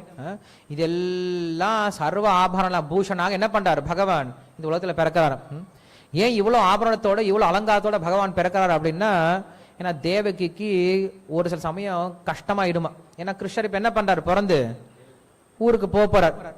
ஊருக்கு போனோடனே இந்த அம்மா கவலைப்பட்டே இருப்பாங்களாம். ஐயோ நம்ம குழந்தை பிறந்துச்சு, அந்த குழந்தைக்கு நம்ம நகை பாட்டு பார்க்க முடியலையே, ஒரு அரணாக்கயிறு கட்ட முடியலையே, ஒரு சின்ன தோடு போட முடியலையே, ஒரு காது குத்த முடியலையே, ஒரு கழுத்துக்கு ஒரு செயின் போட முடியலையே, காலுக்கு சின்னதா ஒரு சலங்கையை போட்டு நடக்கிறத பார்க்க முடியலையே அப்படின்னு சொல்லிட்டு என்ன பண்ணுவாங்களாம்? ரொம்ப வருத்தப்படுவாங்களாம். அந்த வருத்தத்தை போக்குறதுக்கு என்ன பண்றாரு? பிறக்கும் பொழுது அம்மா பாருமா எல்லாம் போட்டு வந்துட்டேன், இப்ப பாத்துக்கோ சந்தோஷமா உனக்கு அப்படின்னு என்ன பண்றாரு? எல்லாம் ஃபுல்லா அவருக்கு டெக்கரேஷன் எல்லாம் போட்டு காட்டிட்டு அதுக்கப்புறம் என்ன பண்றாரா? கிளம்புறாரு. அதனால அவருக்கு பேரு தம் அத்புதம் பாலகம் அப்படின்னு சொல்ற. ரொம்ப அற்புதமான பாலகன் இங்க பிறந்திருக்காரு இல்லையா அப்படின்னு சொல்றாங்க. பீதாம்பரம் அப்படின்னு சொல்றாங்க. பகவான் பொதுவா மஞ்சள் நிற ஆடை உடுத்திட்டு இருக்கான்னு சொல்றாங்க. மஞ்சள் நிறம் எதை குறிக்குது அப்படின்னா இந்த உலகத்தினுடைய விண்வெளியை குறிக்குது. மொத்த உலகத்தை தன்னுடைய ஆடையா அணிஞ்சிட்டு இருக்கிறதுனால அவருக்கு பேரு பீதாம்பரம் சொல்றோம். பகவான் ஏதோ மஞ்சள் நிற ஆடை அணிஞ்சிட்டு இருக்கானா வெறும் மஞ்சள் நிற ஆடை அப்படிங்கிறது மட்டும் கிடையாது. இந்த உலகத்துல சூரியன் இருக்கக்கூடிய இடமெல்லாம் எப்படிதான் இருக்கும், நல்ல மஞ்சள் நிறமா இருக்கும். சோ இந்த உலகமே என்னதான் பகவானுக்கு ஒரு ஆடையை போன்றது. ஈஷாவாஸ்யம் இதம் சர்வம். வேதத்தினுடைய முதல் உபனிஷத்துன்னு சொல்லக்கூடிய ஈஷாவாசிய உபனிஷத்து நம்மளுக்கு இந்த ஒரு அர்த்தம் தான் சொல்லி கொடுக்குது. என்ன சொல்றாங்க, ஈஷா வாஸ்யம். வாஸ்யம் அப்படின்னு எதை குறிக்குது அப்படின்னா வஸ் அப்படின்ற தாத்துல இருந்து வருது. இந்த வஸ் அப்படின்ற தாத்துல இருந்து தான் வஸ்திரம் அப்படின்னு சொல்லி சொல்றோம். வஸ்திரம்னா என்னது, துணி இல்லையா. இப்ப இந்த துணி இருக்கு, இந்த வேஷ்டின்னு சொல்லி சொல்றோம் இல்லையா, வேஷ்டி வஸ்திரம் இதெல்லாம் வஸ் அப்படின்ற தாத்துல இருந்து வருது. இந்த வேஷ்டியை பார்த்தோம் அப்படின்னா இது எப்படி இருக்கு, இந்த உடம்ப சுத்திட்டு இருக்கு இல்லையா. இந்த வேஷ்டி இப்ப நின்றுட்டு இருக்க மாதிரி இருக்கு, ஆனா வேஷ்டி உண்மையில நின்றுட்டு இருக்கான்னு இங்க கிடையாது. வேஷ்டி ஏன் நின்றுட்டு இருக்கு, ஏன்னா உள்ள யார் இருக்காங்க, கால் இருக்கு இல்லையா. உள்ள கால் இருக்கனால வேஷ்டி வெளில என்ன இருக்கு, நின்றுட்டு இருக்கு. அது போல இந்த மொத்த பிரபஞ்சமும் நின்றுட்டு இருக்க மாதிரி இருக்கு. காரணம் என்னது, உள்ள யார் இருக்காங்க, பரமாத்மா இருக்கனால இந்த உலகம் நின்றுட்டு இருக்கு. பரமாத்மா எப்ப காலி பண்ணிட்டு போயிட்டாரோ இந்த வேஷ்டி எப்படி கீழே விழுந்துருமோ கால் இல்லாம, அது போல பரமாத்மா இல்லாத உலகம் கீழே விழுந்துரும் சொல்லி சொல்றாங்க. அதே போல வேஷ்டியோட இன்னொரு குணம் என்ன அப்படின்னா, வேஷ்டி என்னைக்கும் என்ன பண்ணாது, ப்ரொடெஸ்ட் பண்ணாது. ஏய் என்ன இப்படிதான் கட்டணும், நீ என்ன புதுசு புதுசா ஸ்டைல் கட்டிட்டு இருக்க, எனக்கு ராஜஸ்தானி ஸ்டைல் பிடிக்கல, எனக்கு குஜராத்தி ஸ்டைல் தான் பிடிச்சிருக்குன்னு சொல்ல பண்ணாது. வேஷ்டி அங்க வந்து போராட்டம்லாம் பண்ணாது. நீ எப்படி சுத்தலாம் என்ன பண்ணு, வேஷ்டி உன்னை சுத்திட்டு இருக்கும். அது போல இந்த ஆத்மா எப்படி இருக்கணும் அப்படின்னா பகவானுக்கு என்னைக்குமே பாரதந்திரியமா இருக்கணும். பகவான் எப்படி நம்மை ஆட்டி வைக்கிறாரோ அப்படி மாறக்கூடியவனா இருக்கணும். இது வந்து ஆத்மாவோட இன்னொரு சபாவமான நிலை. இதை குறிக்கிறதா பீதாம்பரம் அப்படின்னு சொல்லி சொல்றோம். சோ பீதாம்பரம் அப்படிங்கிறது இந்த உலகத்தில் இருக்க எல்லாமே என்னதான் பகவானுடைய வேஷ்டியை போல அவருக்கு சொந்தமானது, அவர் இருக்கிறதுனால இந்த உலகமான இயங்கிட்டு இருக்கு அப்படின்னு காட்டுவதற்கு தான் பீதாம்பரம் அப்படின்ற உடைய நம்மளுக்கு சொல்றாங்களே தவிர மஞ்சள் நிறை அப்படிங்கிறது மட்டும் முக்கியமான அர்த்தம் கிடையாது. அதே போல பகவானுடைய ரூபம் எப்படி இருக்கும், அவருடைய கலர் எப்படி இருக்கும் அப்படின்னு சொல்லி சொல்லும் போது ரொம்ப கருநீளமா இருக்கும் அப்படின்னு சொல்லி சொல்றோம் இல்லையா. கருநீளம் அப்படிங்கிற நம்ம எங்க பார்ப்போம், பொதுவா மேகத்துல பார்ப்போம் இல்லையா. சோ மேகத்தை பார்க்கும்போது என்ன ஆகும் அப்படின்னா, ரொம்ப வெயில்ல வாடி வதங்கிறவங்களுக்கு அந்த மேகத்தை பார்த்தா என்ன கொடுக்கும், அவங்களுக்கு குளிர்ச்சியா ஒரு சந்தோஷத்தை கொடுக்கும். அது போல இந்த சம்சாரம் அப்படின்ற தாவத்துல இருக்கவங்களுக்கு இந்த பகவானுடைய ரூபத்தை பார்க்கும்போது என்ன ஆகும், உங்களுக்கு குளிர்ச்சியான ஒரு நம்பிக்கையை கொடுக்குமா. அதனால பகவானுடைய ரூபம் என்ன எப்படி சொல்லப்படுது, ஷியாம சுந்தரனா சொல்லப்படுது. இப்படி பகவானுடைய ஒவ்வொரு அசைவுக்கும் பின்னாடி என்ன இருக்கு, கண்டிப்பா ஒரு அர்த்தம் இருக்கு அப்படின்னு சொல்றாங்க. சோ இப்படியாக பகவான் என்ன பண்றாரு, இந்த உலகத்துல பிறந்துட்டாரு அப்படின்னு சொல்றாரு. சோ பகவான் பிறக்கும் பொழுது அவருடைய நெஞ்சில ஒரு வக்ஷஸ்தலம் இருக்குன்னு சொல்லி சொன்னா இல்லையா, ஒரு சின்ன ஒரு மச்சம் இருக்குன்னு சொல்லி சொன்னா இல்லையா. அந்த மச்சம் எதை குறிக்குது அப்படின்னா மொத்த உலகத்தையும் குறிக்குது. இந்த மொத்த உருவாக்கப்பட்ட உலகம் எப்படிப்பட்டது அப்படின்னா, பகவானுடைய உடல், மொத்த உடல்ல மச்சம் எவ்வளவு பெருசு இருக்கும், ரொம்ப சின்னதா ஒட்டிட்டு இருக்கும். அது போல மொத்த உலகமும் பகவானுடைய மொத்த பிரபஞ்ச உலகமும் எப்படிப்பட்டதா, பகவானுக்கு ஒரு சின்ன மச்சத்தை போன்றது. இந்த உலகமே இவ்வளவு பெருசு இருக்கு. இப்ப யோசிச்சு பாருங்க, உங்களுக்கு ஒரு சின்ன உதாரணம் சொன்னா புரியும். மதுரை இருக்கு, மதுரை சென்ட்ரல் ஜெயில் எவ்வளவு பெருசு, மதுரையோடைய மேப் நீங்க எடுத்து பாத்தீங்கன்னா அந்த மதுரை மேப்ல சென்ட்ரல் ஜெயில் எவ்வளவு பெருசு, ஒரு எவ்வளவு இடத்தை ஆக்குபை பண்ணும், சின்ன புள்ளி மாதிரி இருக்கும். அது போலதான் இந்த மொத்த பிரபஞ்சமும் சொல்லி சொல்றாங்க. மொத்த பிரபஞ்சம்னா என்னது, இப்ப நம்ம வாழ்றது ஒரு பூமி இல்லையா. மொத்தம் எத்தனை கிரகங்கள் இருக்கு, 9 கிரகங்கள் இருக்கு. இந்த 9 கிரகங்கள் சேர்ந்து நம்ம என்ன சொல்றோம், ஒரு சூரிய குடும்பம். எத்தனை சூரிய குடும்பம் இருக்கு, அளவு கடந்த சூரிய குடும்பம் இருக்கு. இந்த எல்லா அளவு கடந்த சூரிய குடும்பங்கள்லாம் சேர்ந்ததுக்கு பேர் என்ன சொல்லுவோம், பால்விழி கேலக்சி. எத்தனை பால்விழி, எத்தனை கேலக்சிஸ் இருக்கு, அன்லிமிட்டெட் கேலக்சிஸ் இருக்கு இல்லையா. சோ இந்த எல்லா கேலக்சிஸும் சேர்ந்ததுதான் ஒரே ஒரு பிரபஞ்சம் பகவானுக்கு இல்லையா. சோ அப்ப இவ்வளவு பெரிய இடமும் பகவானுக்கு எப்படிப்பட்டதா, ஒரு சின்ன மச்சத்தை போன்றது அப்படின்னு சொல்லி சொல்றாங்க. சோ பகவான் அவ்வளவு உயர்ந்தவரா இருக்காரு. இந்த உலகத்தை காட்டிலும் பகவான் எவ்வளவு பெருசா இருக்காரு அப்ப நீங்க என்ன பண்ணலாம், கொஞ்சம் கற்பனை பண்ணி தான் தெரிஞ்சுக்க முடியும். அவ்வளவு பெரியவரா இருக்கார். இப்ப இதுல முரண்பாடான விஷயம் சொல்லட்டுமா உங்களுக்கு, முரண்பாடான விஷயம் என்ன அப்படின்னா, இவ்வளவு பெரிய பகவான் இருக்கார் இல்லையா, அவருக்கு டைம் ஸ்பேஸ் எப்படி இருக்கும் கொஞ்சம் யோசிச்சு பாருங்க. நம்முடைய டைம் அவர் டைமை கம்பேர் பண்ணி பார்த்தோம்னா, ஒரு சின்ன எறும்பு இருக்கு, ஒரு சின்ன எறும்புக்கும் நமக்கும் டைமை கம்பேர் பண்ணி பார்த்தா எவ்வளவு இருக்கும், நம்முடைய 100 வருஷம் அப்படிங்கிறது எறும்புக்கு அதுக்கு ரொம்ப கோடி வருஷம் ஆகி போயிரும் இல்லையா. எறும்புடைய ஒரு நாள் அப்படிங்கிறது 100 வருஷம் போல இல்லையா. சோ அப்ப பகவான் என்ன பண்றாரு அப்படின்னா, இவ்வளவு பெரிய நபரா இருந்தாலுமே கூட என்ன பண்றாரு, இந்த உலகத்திற்கு தான் எவ்வளவு சின்னதா வர முடியுமோ அவ்வளவு சின்னதா வரார். அதே போல இந்த உலக மக்களோட டைம் ஸ்பேஸுக்கு என்ன பண்றாரு, அட்ஜஸ்ட் பண்ணிட்டு வரார். சோ அதான் பகவானுடைய ஒரு குணத்துல, முரண்பாடான குணத்துல ஒரு மிக முக்கியமான குணம். அதனால எங்க சொல்றாங்க, தம் அத்புதம் பாலகம் அம்புஜீக்ஷணம் அப்படின்னு சொல்லி சொல்றாரு. சோ அப்படிப்பட்ட அற்புதமான குழந்தை என்ன பண்றார், கிருஷ்ணர் இந்த உலகத்துல பிறந்தார், இந்த உலகத்துல தோன்றினார் அப்படின்னு சொல்லி சொல்றாங்க. சோ அப்படிப்பட்ட கிருஷ்ணனுடைய தோற்றத்தை நம்ம இங்க ரொம்ப அழகா நம்மளுக்கு ஸ்ரீமத் பாகவத்துல சுகதேவ கோசாமி சொல்லி கொடுக்கிறார். சோ கிருஷ்ணர் தோன்றுவதற்கான காரணம் என்ன அப்படின்னு கேட்கும்போது நம்ம எல்லாருக்கும் இந்த ஸ்லோகம் தெரியும் இல்லையா. கிருஷ்ணர் எதுக்காக தோன்றினார், பரித்ராணாய சாதுனாம் துஷ்கிருதாம் தர்ம சம்ஸ்தாபனார்த்தாய சம்பவாமி யுகே யுகே. 3 காரணம் சொல்றார். இந்த 3 காரணத்தை மட்டும் நம்ம கேட்டு முடிச்சிடலாம். பகவான் எப்படி தோன்றினார் பார்த்துட்டோம் இல்லையா. பகவான் நம்மை போல தோன்றுவது கிடையாது, அவருடைய சுய விருப்பத்தினால தோன்றினார் அப்படின்னு சொல்லிட்டோம். சோ பகவான் ஏன் தோன்றினார் அப்படின்னு சொல்லும்போது பகவான் சொல்றார், நான் 3 காரணத்துக்காக தோன்றுகிறேன். ஃபர்ஸ்ட் காரணம் என்னது, பரித்ராணாய சாதுனாம், சாதுக்களை காப்பதற்காக அப்படின்னு சொல்றார். இதுல திராணாய அப்படின்ற வார்த்தை யூஸ் பண்ணாவே போதும். திராணாய அப்படின்னு சொல்லாவே காப்பாற்றுதல் இல்லையா. இந்த வார்த்தை நம்ம எங்க கேட்கிறோம், திராணாய திரணாய காருண்ய கணகணத்வம் மங்களத்துல பாடணும் இல்லையா, காப்பாற்றுதல் அப்படின்னு அர்த்தம். சோ பகவான் என்ன சொல்லிருக்கலாம், பரித்ராணாயன்னு சொல்றதுக்கு பதிலாக திராணாய சாதுனாம் அப்படின்னு சொல்லிருக்கலாம், பக்தர்களை பாதுகாப்பதற்காக சொல்லிருக்கலாம். ஆனா என்ன பண்றார் பகவான், ஒரு வார்த்தையை யூஸ் பண்றார், பரி அப்படின்ற வார்த்தை யூஸ் பண்றார். பரின்ற வார்த்தை எதை குறிக்குது அப்படின்னா, நான் வெறும் பக்தனை மட்டும் பாதுகாக்குது இல்லப்பா, அந்த பக்தனுடைய மொத்த பரிவாரத்தையும் பாதுகாப்பதற்கு வரேன்னு சொல்றார். இதுதான் பரித்ராணாய சாதுனாம் அப்படின்னு அர்த்தம். ஒரு சாதுவை மட்டும் பகவான் பாதுகாப்பது கிடையாது, அந்த சாதுவோட தொடர்புடைய குடும்பத்தை, வம்சத்தை என்ன பண்றார் பகவான், பாதுகாக்கிறார். அப்ப யோசிச்சு பாருங்க, பகவான் ஒருத்தன் பகவானுடைய பக்தனா மாறிட்டான் அப்படின்னா அவன் செய்யக்கூடிய பெரிய உதவி என்னன்னு பார்க்கலாம். ஒரு குடும்பத்துல ஒரு பக்தனா மாறிட்டான் அப்படின்னா அவனுடைய மொத்த வம்சம் என்ன ஆகுது, அதனால பலனடையுது. இதுதான் பரித்ராணாய சாதுனாம் அப்படின்னு சொல்ற. பகவான் வெறும் பிரகலாதனை மட்டும்தான் பாதுகாக்கலாம்னு சொல்லி வந்தாரு. வந்த இடத்துல பிரகலாதன் கேட்டான், சுவாமி எனக்கு நரசிம்மர் கேட்கிறார், உனக்கு ஏதாவது வரம் வேணுமாப்பா அப்படின்னு சொல்லி கேட்கிறார்.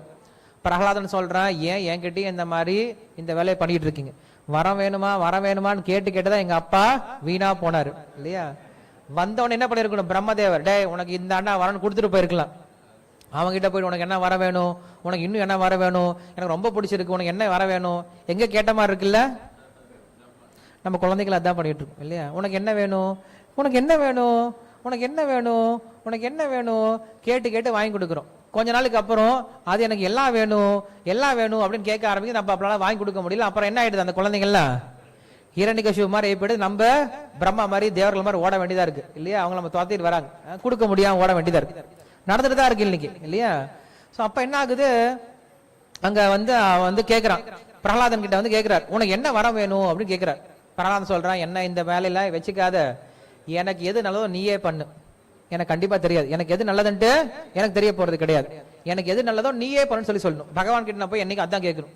பகவான் கிட்ட போயிட்டு என்ன பண்ணக்கூடாது, நம்ம எனக்கு இதை கொடு அதை கொடுன்னு கேட்கக்கூடாது. அதை கேட்டீங்கன்னா அது நமக்கு பெரிய பிரச்சனையா முடியல, யாருக்கு தெரியும் இல்லையா. சோ பகவான் கிட்ட போய் என்னைக்கு என்ன தடவை கேட்கணும், எனக்கு எது நல்லதோ அதை நீயே பண்ணின்னு சொல்லி கேட்கணும். அதுதான் பெட்டர். ஏன்னா அவருக்கு தான் நம்மளுடைய ஃபியூச்சர் தெரியும் இல்லையா. ஃபியூச்சர் தெரியாம ஏதாவது ஒரு விஷயத்தை வாங்கி வச்சுட்டு கஷ்டப்படக்கூடாது. ஒருத்தன் அப்படிதான் இருந்தான், குழந்தை இல்ல குழந்தை இல்ல குழந்தை இல்ல குழந்தையில அழுதுட்டே இருந்தான். பகவான் சொன்னா, உனக்கு குழந்தை வேணாண்டா குழந்தை வேணாண்டா குழந்தை வேணாண்டான்னு சொன்னேன். இல்ல குழந்தை வேணும் வேணும் வேணும்னு சொன்னான். சரி போ பிடிச்சிக்கோ போ அப்படின்னு கொடுத்தான். வேணுன்ற ஒரு குழந்தைய கொடுத்தான். கொடுத்த கொஞ்ச நாள்ல அப்பா எனக்கு ஐயோ எனக்கு இனிமேல வாழ்க்கையே வேண்டாம் வாழ்க்கையே வேண்டாம் ஓடியே போயிட்டான், காட்டுக்கே ஓடி போயிட்டான். பகவான் அதான் சொன்னார், நான் உனக்கு அப்பயே வேணான்னு சொன்னேன், நீ தான் வலுக்கட்டாமே வாங்கி வச்ச, எவ்வளவு கஷ்டப்படுற பாத்தியா. சோ அப்ப பகவான் நமக்கு என்ன கொடுக்குறோம் என்ன பண்ணாத வாங்கிக்க முயற்சி பண்ண வைத்தா நம்ம கேட்க கூடாது.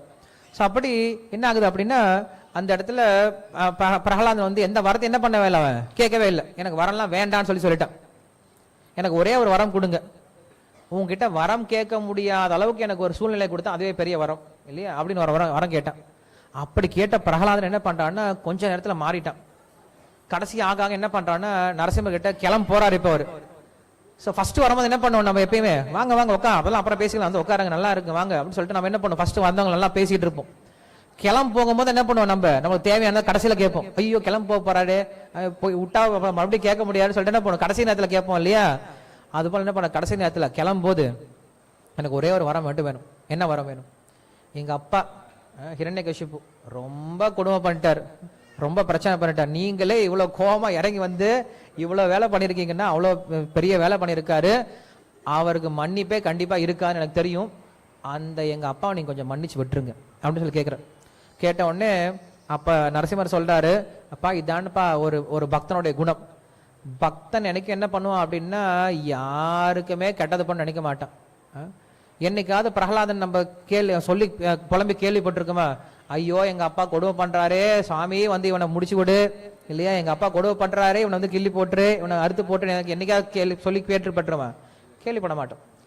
என்னைக்குமே பக்தன் வந்து தனக்கு ஒரு பிரச்சனையே கொடுத்தாலும் அந்த பிரச்சனை கொடுக்கறவனுக்கு என்ன பண்ணுவாரு, நல்லது பண்ணதான் யோசிப்பா தவிர அவங்களுக்கு கெட்டது பண்ண மாட்டார். ஒரு பக்தனுக்கான மிக முக்கியமான குணம் இதுதான். என்னது? எந்த ஒரு உயிரினத்துக்கு என்ன பண்ண மாட்டார், என்னைக்குமே தீங்கு நினைக்கவே மாட்டார். ஏன் தீங்கு நினைக்க மாட்டாரு? ஏன்னா அவர் எல்லாத்தையும் என்ன பார்க்கின்றாரு, பகவானுடைய அங்கமா பார்க்க ஆரம்பிக்கிறார். இப்ப என் உடம்பு இருக்கு, என் உடம்புல இந்த ஒரு பாதத்துல ஒரு சின்ன ஒரு புண்ணு வருது, வலி வருது, நான் என்ன பண்ணுவேன், சின்ன அங்க அந்த வலி வருதுன்னு சொல்லிட்டு விரல கட் பண்ணி போட்டுருவேன். என்ன பண்ணுவேன், நான் அதுக்கு ஆயின்மெண்ட் கொடுத்து சரி பண்ணுவேன் இல்லையா. ஏன் சரி பண்றேன்? ஏன்னா ஏன் உடம்பாச்சே இல்லையா, ஏன் உடம்புறதுனால சரி பண்றேன். மத்த உடம்புனா நான் வெட்டி போட்டு போயிருவேன் இல்லையா, ஏன் உடம்புறதுனால சரி பண்ண வேண்டியதா இருக்கு. சோ இதான் ஒரு பக்தன் பாக்குறான். கிருஷ்ணர் தான் சொல்றாரு, மமைவாம்சோ ஜீவலோகேன்னு சொல்லி சொல்றாரு. இந்த உலகத்தில் இருக்கவங்க எல்லாருமே என்னுடைய அம்சம் சொல்லி சொல்றாரு. சோ அப்ப நம்ம எல்லாருமே யாருதான், பகவானுடைய அம்சம். பகவான் இந்த உடல் போல நாம் எல்லாரும் இந்த உடம்புல இருக்கக்கூடிய ஒரு சின்ன சின்ன அங்கத்தை போல. சோ அப்ப ஒரு அங்கத்துல பிரச்சனை வந்தா இன்னொரு அங்கம் என்ன பண்ணாங்க, போய் அவங்களுக்கு ஹெல்ப் பண்ணுமே தவிர அவங்கள கட் பண்ணி விடக்கூடாது. சோ இதை நல்லா தெரிஞ்சவரா இருக்கிறதுனால பிரகலாதன் வந்து அப்படி ஒரு கேள்வி கேட்டார். சோ அந்த கேள்விக்கு நரசிம்மர் சொல்றாரு, உன்னை போன்ற ஒரு பக்தன் கிடைச்சிட்டான் அப்படின்னா உங்க அப்பா என்னப்பா உன்னை போல 21 தலைமுறைக்கு நான் என்ன பண்றேன், மோட்சம் கொடுத்துறேன்னு சொல்லி சொல்றேன். அதான் பரித்ராணாய சாதுனாம் அப்படின்னு சொல்லி சொல்றேன். இந்த உலகத்துல ஒரு பக்தன் ஆயிட்டான் அப்படின்னா அவன் மூலியமாக அவன் குடும்பம் மட்டும் கிடையாது, அவங்க வம்சமா என்ன ஆகுது, மோட்சத்துக்கு போது. பரித்ராணாய சாதுனாம். ரெண்டாவது விநாசாயச்ச துஷ்கிருதாம் அப்படின்னு சொல்லி சொல்றார். தீயவர்களை அழிப்பதற்காக அப்படின்னு சொல்லி சொல்ற. தீயவர்களை அழிப்பதற்காக அப்படின்னா என்ன அர்த்தம் அப்படின்னா, ஒருவனை கெட்டவன் நல்லவன் எப்படி சொல்லுவோம், நம்ம நல்லவனா கெட்டவன எப்படி சொல்ல முடியும், அவனுடைய செயலை பொறுத்து. அவனுடைய செயல் எப்படிப்பட்ட செயலா இருக்கும். இப்ப செயல்னு சொல்லி சொல்றோம். இப்ப வந்து வெட்டுறது கெட்டது, குத்துறது கெட்டது இல்லையா. இப்ப டாக்டர் என்ன பண்றாரு, வெட்டுறாரு. அப்புறம் நம்ம கொலை கேஸ்ல புடிச்சு போட முடியுமா, அவரால் கம்ப்ளைண்ட் கொடுக்க முடியுமா, முடியாது. நம்ம என்ன பண்றோம், டாக்டர் கிட்ட அப்பாயின்மெண்ட் ஆர்டர் வாங்கிட்டு போய் வெட்டுறோம். டாக்டர் ஒரு அப்பாயின்மெண்ட் கொடுத்து, டாக்டர் எதுக்குப்பா அப்பாயின்மெண்ட், எனக்கு கொஞ்சம் வெட்டி விடுங்க. காசு கொடுத்து நேரத்தை கொடுத்து என்ன பண்றோம், கையை போய் வெட்டிட்டு வரோம், கையை வயிற்றெல்லாம் வெட்டிட்டு வரோம். சோ அப்ப ஒரு கெட்டதான பண்றாரு, செயலை பார்த்தா வெட்டுறது அப்படிங்கிறது அஹிம்சையை போலாம் தோணுது. சோ அப்ப ஆனா அது நல்லதுதான் போய் முடியுது. அப்ப எது கெட்டது எது நல்லது நம்ம எப்படி தெரிஞ்சுக்க முடியும் அப்படின்னா, யார் நல்லவர்கள் யார் கெட்டவர்கள் எப்படி தெரிஞ்சுக்க முடியும் அப்படின்னா, அவர்கள் சாஸ்திரத்தை பின்பற்றாங்களா இல்லையா அதை பொறுத்து தான் தெரிஞ்சுக்க முடியும். யார் ஒருவன் பகவானுடைய கட்டளையை ஏற்று பின்பற்றுறார்களோ அவர்களை தேவர்கள் என்றும், யார் ஒருவன் கட்டளை ஏற்று பின்பற்றலையோ அவர்கள் என்ன சொல்றாங்க, அசுரர்கள் சொல்லி சொல்றாங்க. இதுதான் வித்தியாசம். அவங்க சொல்றாரு விநாசாயச்ச துஷ்கிருதாம் அப்படின்னு சொல்லி சொல்றாரு. துஷ்கிருதர்கள் அதாவது தேவையற்ற நபர்களை அழிப்பதற்காக சொல்லி சொல்றார். தேவையற்ற நபர்களை ஏன் பகவான் அழிக்க வரார் அப்படின்னா, இப்ப ரோட்ல போனீங்கன்னா பாத்தீங்கன்னா நிறைய கள்ளுச்செடி எல்லாம் இருக்கும் இல்லையா, நிறைய கள்ளுச்செடி இருக்கும். நீங்க ஒன்னா வெட்டிட்டு போயிட்டு இருப்பீங்களா, உங்களுக்கு அந்த வேலை பண்ண மாட்டோம். இதே நம்ம தோட்டத்துல ஒரு கள்ளுச்செடி வருது, என்ன பண்ணுவீங்க, உடனே வெட்டிடும். ஏன், நம்ம தோட்டத்துல வந்திருக்கே, நம்ம தோட்டத்துல நம்ம மல்லிகை பூக்கு ஒரு பிரச்சனை வரும்போது என்ன பண்ணுவோம், கள்ளுச்செடியை வெட்டி போடுவோமே தவிர ரோட்ல இருக்க கள்ளுச்செடியில என்ன பண்ண மாட்டோம், வெட்டி போயிட்டு இருக்க மாட்டோம். அது போல பகவான் எப்படிப்பட்ட அசுரர்களை அழிக்க வர்றாரு அப்படின்னா, எந்த ஒரு அசுரன் பக்தர்களுக்கு பிரச்சனை கொடுக்கிறாரோ அந்த அசுரர்கள் என்ன பண்றாரு, பகவான் அழிக்க வர்றார். இல்ல ஊருக்குள்ள நிறைய அசுரர்கள் சுத்திட்டு தான் திரிஞ்சுட்டு தான் இருக்காங்க. எல்லாரும் இப்ப என்ன பண்றது கிடையாது, போய் அழிச்சிட்டு இருக்கிறது கிடையாது. சோ பரித்ராணாய சாதுனாம் விநாசாயச்ச துஷ்கிருதாம். துஷ்கிருத்தர்கள் அப்படின்னா இங்க தேவையற்ற எண்ணங்களை, தேவையற்ற தீய குணங்களை என்ன பண்றாரு பகவான் நம்ம கிட்ட இருந்து எடுத்துறான்னு சொல்லி சொல்றார். விநாசாயஷ துஷ்கிருதம். மூன்றாவதான் ரொம்ப ரொம்ப முக்கியம். என்னது? தர்ம சம்ஸ்தாபனார்த்தாய அப்படின்ற வார்த்தை யூஸ் பண்ற. இப்ப தர்ம சம்ஸ்தாபனம் அப்படின்னா என்னன்னு புரிஞ்சுக்கணும். தர்மம்னா நமக்கு தெரியும் இல்லையா? தர்மம்ன்ற வார்த்தைக்கு எல்லாருக்கும் அர்த்தம் தெரியும் இல்லையா? இப்ப தர்மத்தை நிலைநாட்டுவதற்காக வர அப்படின்னு சொல்ற. தர்மத்தை ஏன் வியாசர் நிலைநாட்ட முடியாதா? தர்மத்தை ஏன் விஸ்வாமித்திர சொல்லிக் கொடுக்க முடியாதா? தர்மத்தை ஏன் ரிஷிகள் சொல்லிக் கொடுக்க முடியாதா? தர்மத்தை ஆச்சாரியர்கள் சொல்லி கொடுக்க முடியாதா? இவங்க எல்லாம் தர்மத்தை சொல்லிக் கொடுக்கலையா? ஏன்னா சாஸ்திர தர்மம் சொல்லிக் கொடுக்கலையா? வேதங்கள் தர்மத்தை சொல்லிக் கொடுக்கலையா? புராணங்கள், உபனிஷத்து, இதிகாசங்கள்லாம் தர்மத்தை சொல்லிக் கொடுக்கலையா? அப்படின்னா இதான் தர்மத்தை சொல்லிக் கொடுத்தது. அப்ப பகவான் ஏன் புதுசா ஒரு தர்மத்தை சொல்லிக் கொடுக்க போறாரா என்ன? தர்மத்தை நிலைநாட்டுவதற்காக வரேன்னு சொல்லி சொல்றாரு. புது ஒரு தர்மத்தை சொல்லிக் கொடுக்க போறாரா அப்படின்னா கிடையாது. இங்க சொல்றாரு தர்ம சம்ஸ்தாபனார்த்தாயன்னு சொல்லி சொல்றாரு. ஸ்தாபனம்னா ஒரு அர்த்தம் இருக்கு. ஸ்தாபனம்னா என்னது? ஸ்தாபனம்னா நிறுவறது இல்லையா? ஸ்தாபனம்னாவே நிறுவனம், நிறுவறது இல்லையா? சம்ஸ்தாபனம்னா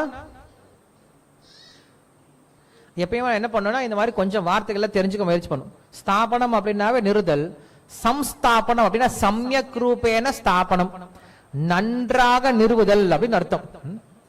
அப்படின்னா என்ன அர்த்தம் அப்படின்னா இந்த வந்த ரிஷிகளும் வேதங்களும் ஆச்சாரங்கள் என்ன பண்ணிட்டாங்க? கொலைப்பு விட்டு போயிட்டாங்க. ஒவ்வொருத்தரும் ஒரு தர்மத்தை சொல்லி கொடுத்துட்டு போயிட்டாங்க. நீ இந்த தர்மத்தை பண்ணு, இன்னொருத்தர் நீ இந்த தர்மத்தை பண்ணு, இன்னொருத்தர் நீ இந்த தர்மத்தை பண்ணு. எல்லா ரிஷிகளும் என்ன பண்ணிட்டாங்க? சாஸ்திரங்களும் நிறைய தர்மத்தை சொல்லி கொடுத்துட்டு போயிடுச்சு. இவனுக்கு வழியே புரியல. பராங்கந்தன் கேட்கிறான், நான் இங்க இருந்து ஊருக்கு அழகர் கோயிலுக்கு போனோம், எந்த பக்கம் போகணும் அப்படின்னு சொல்லிட்டு ஒரு வழியை சொல்லி கொடுத்தா அவன் நேரா போய் சேருவான்.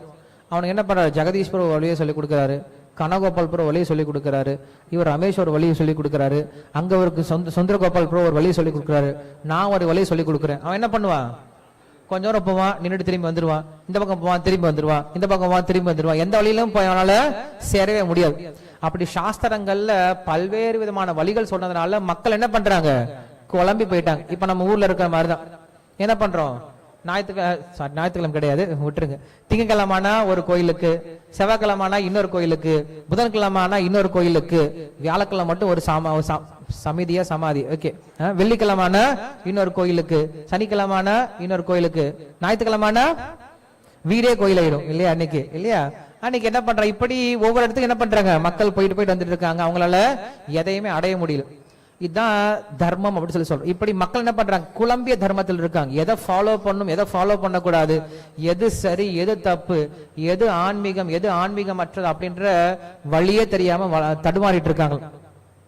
பகவான் என்ன பண்றாரு? இந்த உலகத்துல தோன்றி என்னை அடைவதற்கு ஒரே ஒரு தர்மம் தான்ப்பா இருக்கு, ஒரே ஒரு வழிதான் இருக்கு. பக்தியாமாம் அபிஜானாதி யாவான் யஸ்சாஸ்மி தத்வதஹ.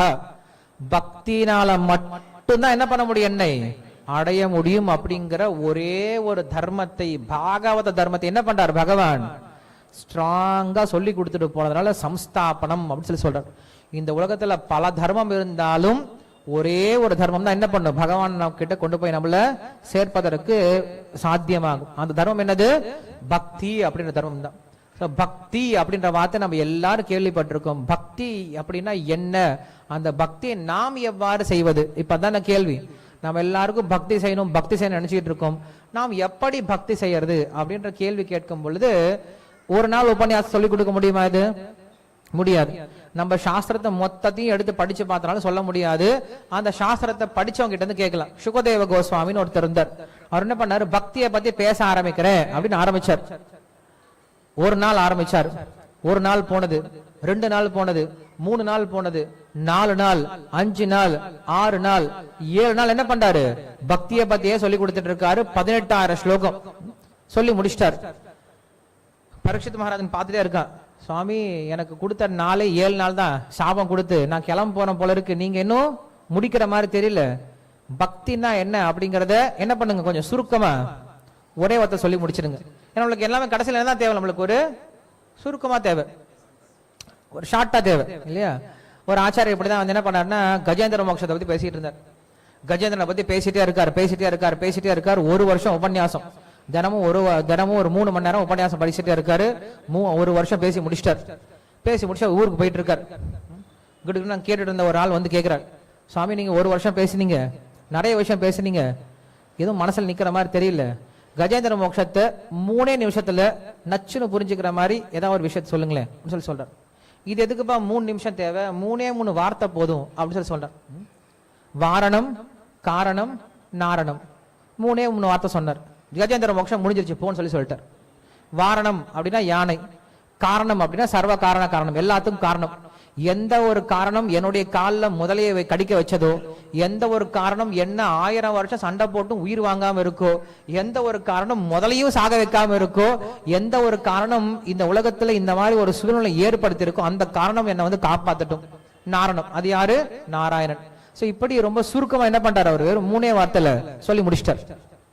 அதே போல பரீட்சித் மகாராஜன் கேட்கிறான், சுவாமி நீங்க 18,000 ஸ்லோகம் சொல்லியிருக்கீங்க, இதெல்லாம் நான் ஏதோ ஓரளவுக்கு நீங்க புரிஞ்சுக்கிட்டேன், வரக்கூடிய மக்களுக்கு நீங்க வந்து ஆன்மீகத்தை புரிஞ்சுக்கிறதுக்கு என்ன பண்ணும் அப்படின்னா, ஸ்ரீமத் பாகவதம் இருக்கு, அந்த ஸ்ரீமத் பாகவத்தை எடுத்து நீங்க படிங்க அப்படின்னு சொல்லி சொல்றோம். அவன் கேட்கறான், சரி சார் வாழ்க்கையில ஒரே நான் கஷ்டத்துல வந்திருக்கேன், நான் எனக்கு ஏதாவது வழி கொடுங்க அப்படின்னு சொல்றோம். சரி நீங்க பாகவதம் படிங்க, எல்லா கஷ்டமும் போயிடும். சரி சார் படிக்கிறேன். பாகவதம் எவ்வளவு புக் இருக்கு? ஒரு புக்கு தான், சின்ன புக்கா இருக்குமா அப்படின்னு கேட்க. இல்ல சார் கொஞ்சம் பெரிய புக். எவ்வளவு பெரிய புக்கு? ஒன்றும் இல்லை, 18 புக்கு. என்னது 18 புக்கா? எத்தனை ஸ்லோகம் சார் இருக்கும்? 18,000 ஸ்லோகம் இருக்கும்.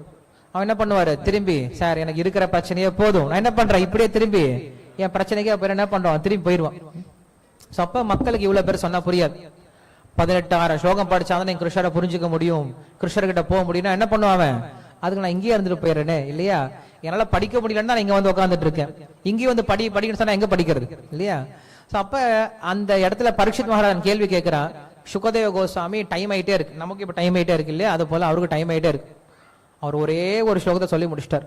மொத்த பாகவதத்தையும் ஒரே ஒரு சாரமான ஸ்லோகத்தில் சொல்லி முடிச்சிட்டார். இத மட்டும் செஞ்சா போதும்பா, நீ 18,000 ஸ்லோகம் படிக்க தேவையில்லை, பெரிய பெரிய தபசம் செய்ய தேவையில்லை, யாகம் செய்ய தேவையில்லை, தானம் செய்ய தேவையில்லை, தவம் செய்ய தேவையில்லை, சன்னியாசம் எடுக்க தேவையில்லை, எதுவும் செய்ய தேவையில்லை, இது ஒரே ஒரு விஷயத்தை மட்டும் பண்ணு சொல்லி சொல்றார். என்ன சொல்றாரு, எல்லாரும் என்கிட்ட என்னோட சேர்ந்து திரும்பி சொல்ல முயற்சி பண்ணு. நாம சங்கீர்த்தனம் யஸ்ய சர்வ பாப விமோசனம் பிரணாமோ துக்க சமனஹாசம் தம் நமாமி ஹரிம் பரம். அவ்வளவுதான். இந்த ஒரு ஸ்லோகத்தை நீங்க தெரிஞ்சுக்கிட்டீங்க அப்படின்னாவே 18,000 ஸ்லோகத்தினுடைய சாரத்தை புரிஞ்சுக்கிட்டீங்க. அவர் என்ன சொல்றாரு, கிளீனா சொல்லி முடிச்சிட்டாரு. ஃபர்ஸ்ட் வார்த்தையில சொல்லி முடிச்சிட்டாரு, நாம சங்கீர்த்தனம். அதுலயும் அவர் லாஸ்ட் வார்த்தையை வச்சா கூட என்ன பண்ணுவோம், உடனே வேற ஏதாவது அர்த்தம் சொல்லிடுவாங்க.